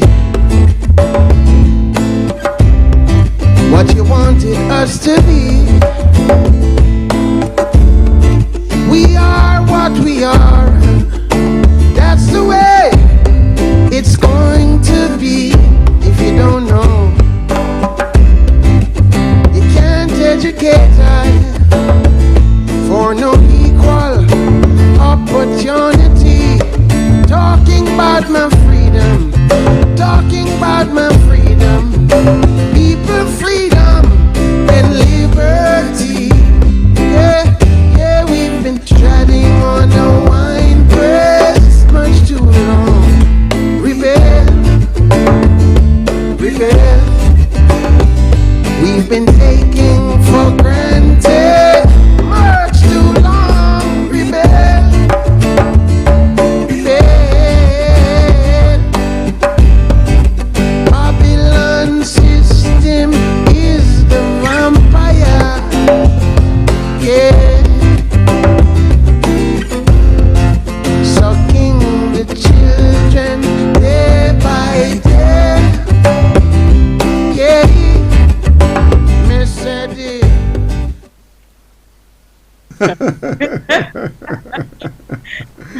So how to make of your current job?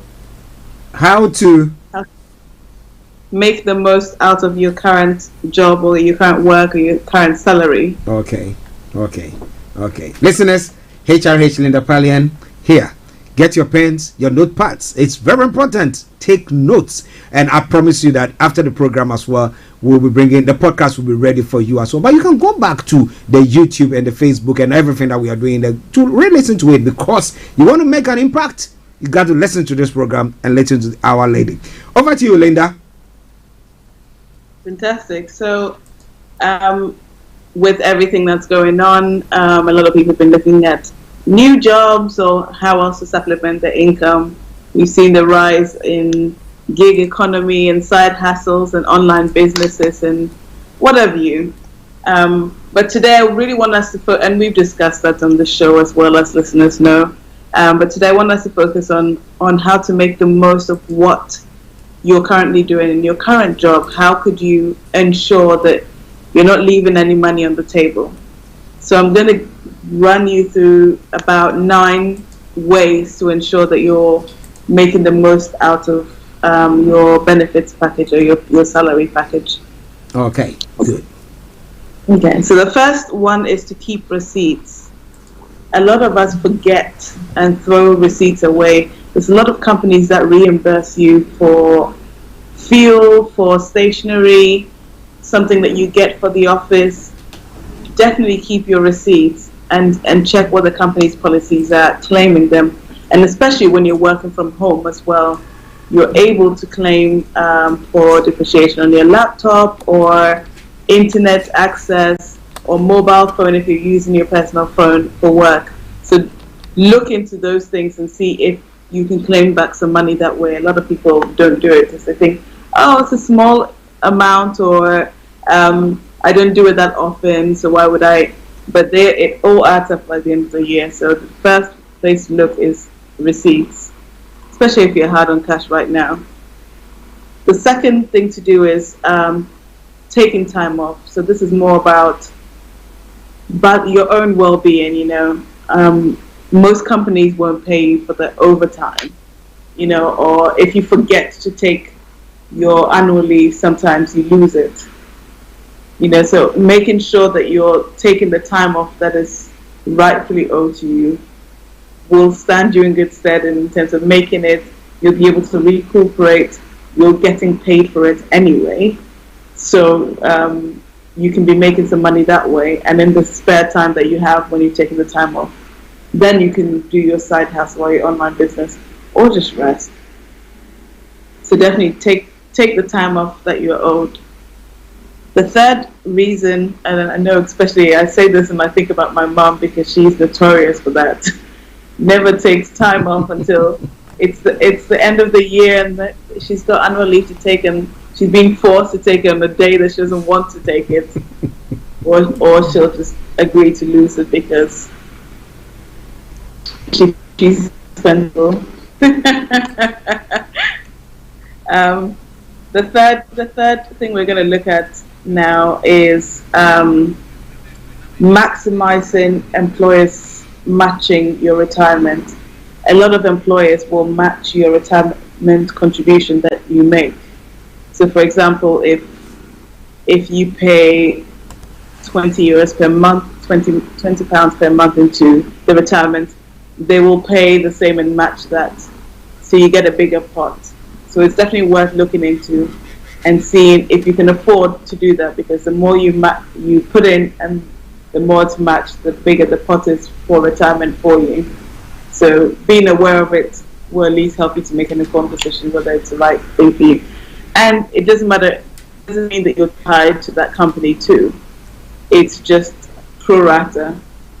Sometimes you have the policies where you're eligible to it after 5 years or after 10 years. I know I was working with a company, I don't want to mention the name, but one of the banks in the UK who did that. And they, for a long time, they were a very attractive company to work for because of that. That the benefits they gave to the employees. So I think they got lower rate mortgages and they matched their retirement.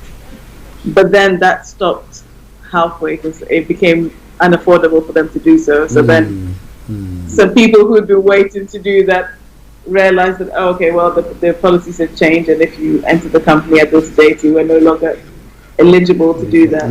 So check with your employer, see what they're offering, And definitely, if you can do one of those, then that's definitely a lucrative way to go in terms of getting some money and making the most out of your employment. The fourth one, which is one of my favorites, is negotiating your salary. I can't stress this enough.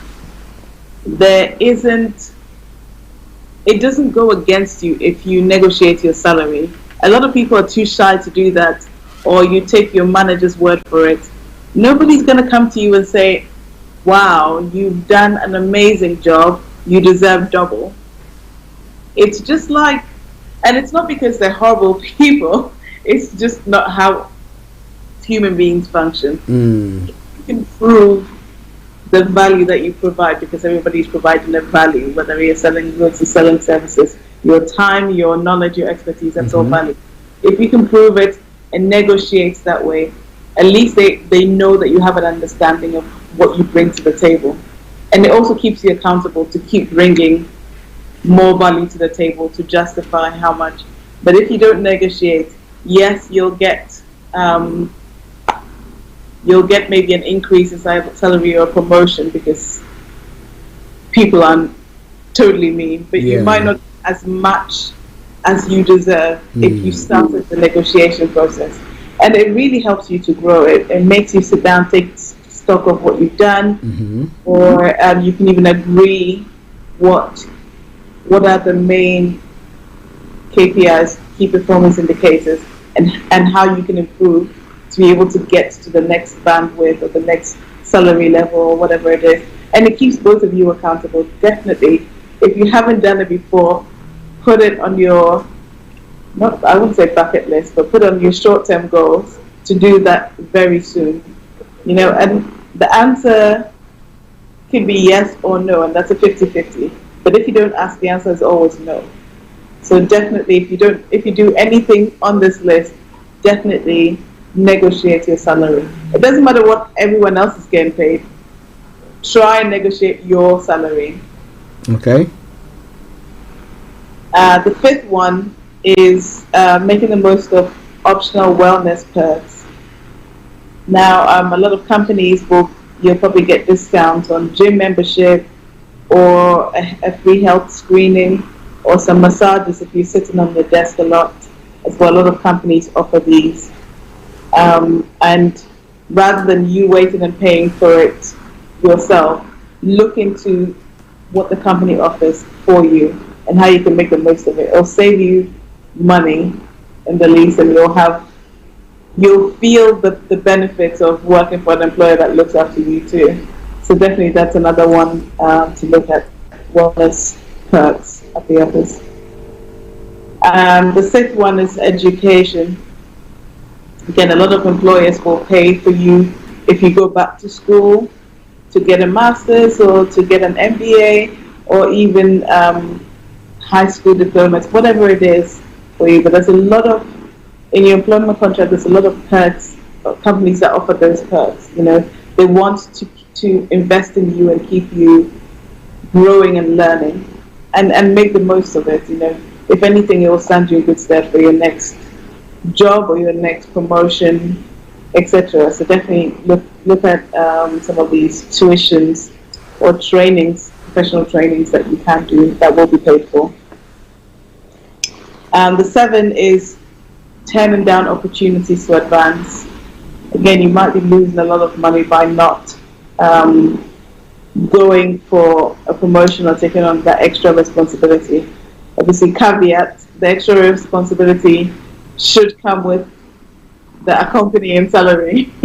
Of course. But again, you have to do, as we said, like the cost-benefit analysis, as we were saying earlier, of is it worth doing this extra responsibility, and how can I then use it as a stepping stone into this next level that I want to go into. And I'll actually combine this with another point about doing secondments, which are temporary, so you can do a secondment for 6 months, 3 months, and project work, so it's not permanent if you don't want it to be. Yeah. But at least it gives you an insight into a role. You get to introduce some variety, you get to retrain in the different departments, and it really helps for building your portfolio, your career portfolio, for if you're justifying a promotion or a pay rise, or even changing career. Number 8 is go to the doctors. Health insurance. A lot of companies will give you health insurance, and that's super important. I think the best country I know that do health insurance is Germany, where pretty much thousands of bills you pay, thousands of pounds that you would normally rack up, you pay nothing for because of your company health insurance. But the UK does a great job, UK employers do a great job at it as well. So, and of course all around the world. So if you're looking at any medical procedures or any checkups, then definitely see if your employer will be able to cover the cost of that. Even dental work is very expensive in the UK. So that's something that will save you a lot of money if you look into it and find out that you're eligible to at least some part of it being covered by a company. And then finally, just really playing when you should be playing rather than working 24/7. Take the downtime. It doesn't pay off all the time to be switched on and you're the one on call and you don't take the time to relax. There's usually no extra benefits from that, and then you're not as effective for when you're working because you work all the time. So definitely, if you take the downtime, of course we talk about work-life balance and work-life integration, that definitely comes in handy for just your own mental and physical well-being, to be able to take the downtime, and then you don't feel like you're being underpaid.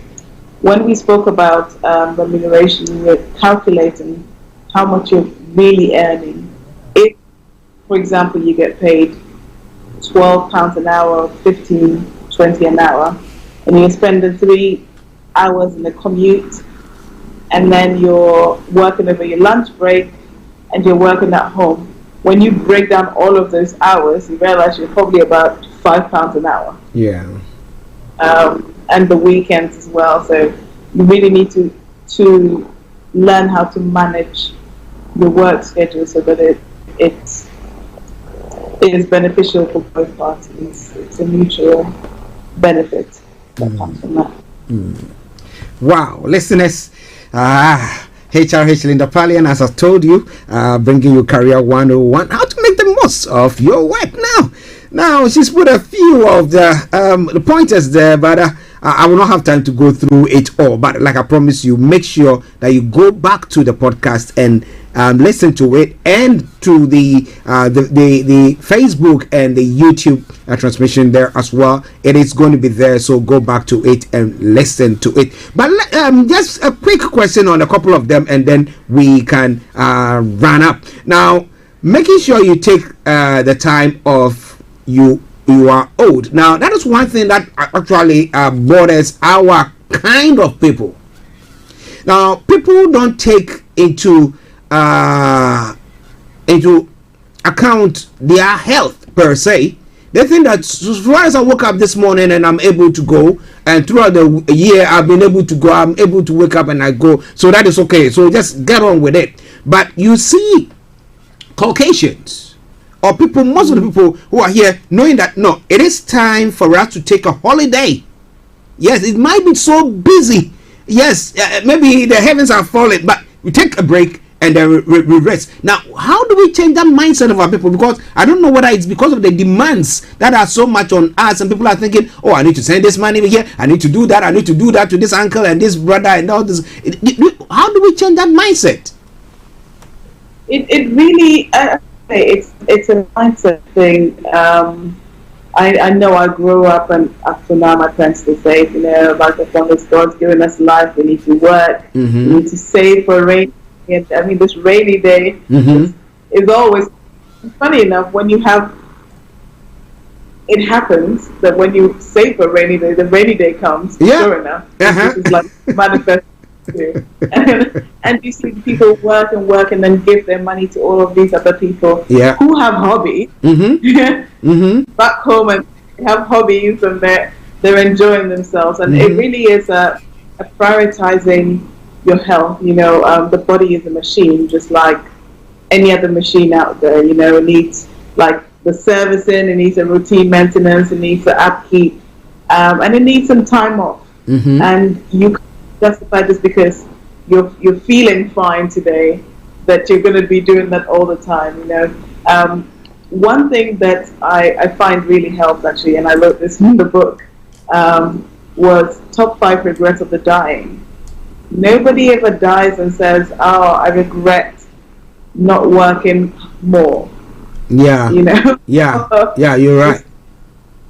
And if you think about how short life is and the real meaning of life, you know, work is supposed to be a vehicle for you to express yourself and fulfill your purpose and be part of society, but it shouldn't be the only reason you live. You know, so I think again, this into perspective for a lot of people, and realizing this, the balance is so important. You know, just like you have all the kids and the dependents and whatever, time is equivalent to love for most people. You know, being able to stay with your dependents, aging parents, visit your children, that is priceless. Wow, listeners, if you are listening to us, we know predominantly our listeners hail from Africa, the Caribbean area, and there is this saying that all work and no play makes Jack a dull boy, and all play and no work makes Jack a mere toy. So there should be a balance there. But we hope that you've enjoyed today's program. Now, one thing that you talked about as well, that was the first and foremost, the keeping receipts.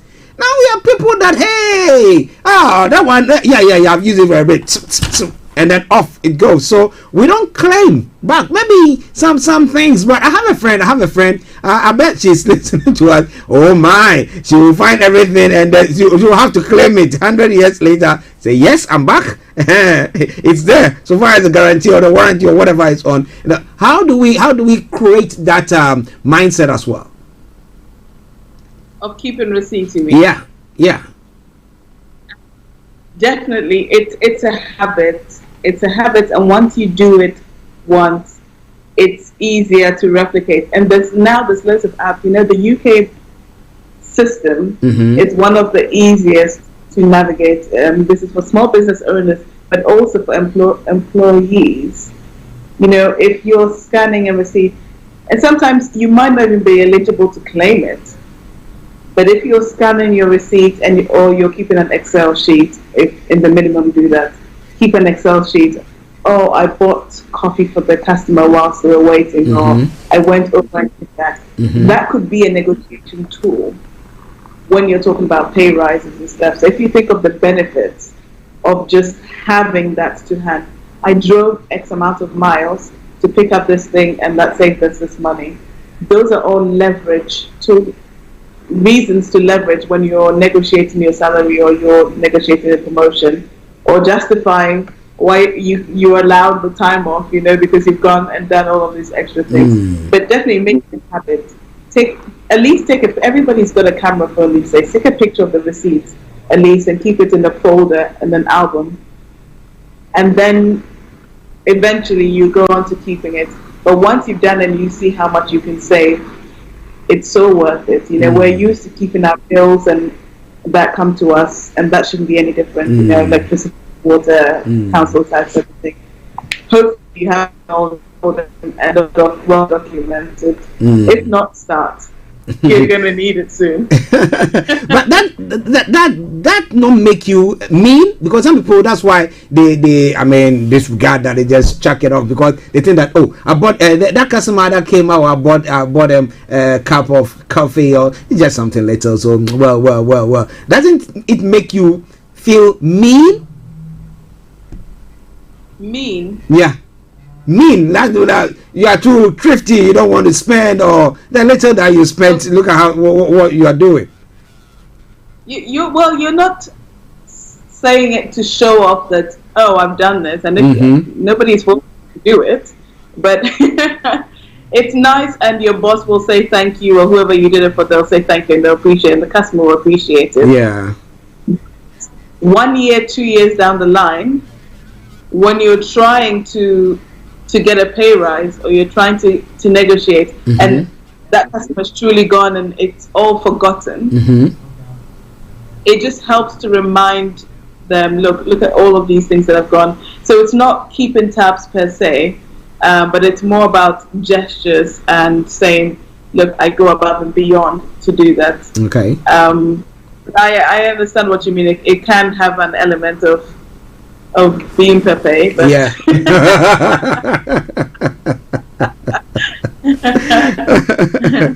Okay. More and keeping getting into the habit of keeping records for yourself.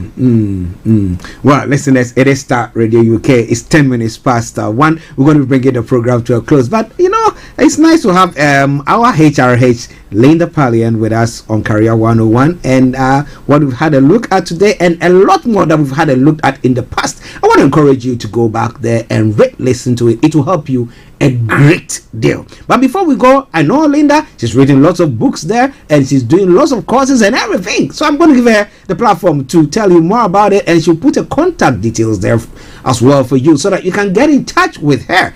Don't be a fool. Apologies for that word though, but in the abundance of water, it takes only the fool to be thirsty. Now, there is lots of information. Make sure you take advantage of it. Over to you, Linda. Thank you. Yes, so there's a lot of materials that I've put out right now on careers, on any aspect of your career at every stage. So whether you're just starting out, whether you're feeling like you want to change careers, or whether you want to advance in a particular career in, maybe you have multiple interests and you don't know which one to put attention to. Maybe we've spoken about negotiating your salary, and maybe you don't feel confident to do that. I have a complete workbook that takes you step by step of how to do it, what to say, what questions to anticipate, how to answer them. It's a complete workbook. It's called the Career Series. So the first book is How to Career, which helps you to evaluate opportunities and to see if you're in the right career for you. The second book is Career Success Tools, and this will give you everything from marketing yourself, branding yourself, negotiating, standing out, anything that would make you stand out and command a higher salary. And then the third one is the Ultimate Career Workbook, which just puts those two together and is your Bible pretty much, that you can take into meetings, negotiations, interviews, and you'll have everything that you need, how to handle objections, everything in those books. So it's a career series. It's now available on Amazon on UK, Amazon US, in Canada as well, and all around Europe. And all you need to do is enter Linda Pallien into Amazon, and these books will pop up. You can also pre-order them on my website, and you can order a signed copy via my website too. So I'm definitely really excited about sharing this with you. It's a huge, thick book. That's what most of the people who order comment first. It's a thick book, but honestly, it's so value packed. It'll be the best career material you've ever purchased, personal and professional development in one. Wow. Okay, your contact details, please. Absolutely. So you can contact me via my website, lindapallien.com, or on Instagram, Twitter, LinkedIn, Linda Pallien. You can also find me at my cheerleader, or at mycheerleader.com as well. You can order the books from there. Okay, listeners, let's say thank you very much to our Linda, who has come our way this afternoon with this wonderful presentation. Linda, have a lovely day. We'll catch up later. Yes, thank you. You too. All right. So let's say thank you very, very much for this wonderful time, and I hope that you enjoyed the discussion that took place. How to make the best of the job that you have under these circumstances. I was listening to a program. Was it yesterday? And the preacher man was saying, when we say under the circumstances, it's not expressing faith. So I hope that you don't say you are under the circumstances. You are above the circumstances. Above this circumstance. Wow. Okay, so this is where we bring the program to a close. But before I go, let me say good afternoon to Bishop Adeshina Deyemo. It's a great to see you all. Bishop, it's been a long time. I hope you are doing very, very well. And to all you numerous people on the various platforms as well, we want to say thank you very much. And we're going to be seeing you tomorrow. But this evening, exactly 5 o'clock, the NHS campaign thing is going to be going on as well. So for that 10 minutes, what was done this morning, yes, it's going to go on for the next month. So we will be bringing that your way once again.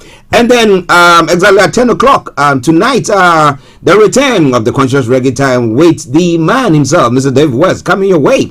Make sure your dials are logged on Starr Radio UK. But this afternoon, there's going to be a lot of music coming your way. But when you are listening to that, remember it is Starr Radio UK, but tomorrow we're going to be with you.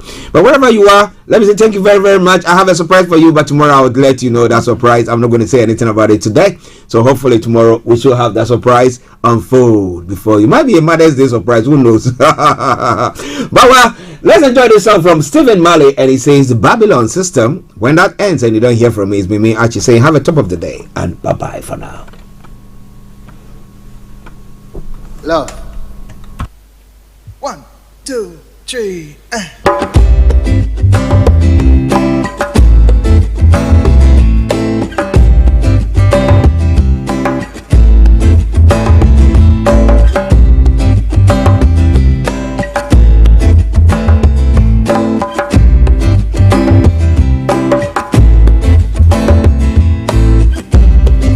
We refuse to be what you wanted us to be.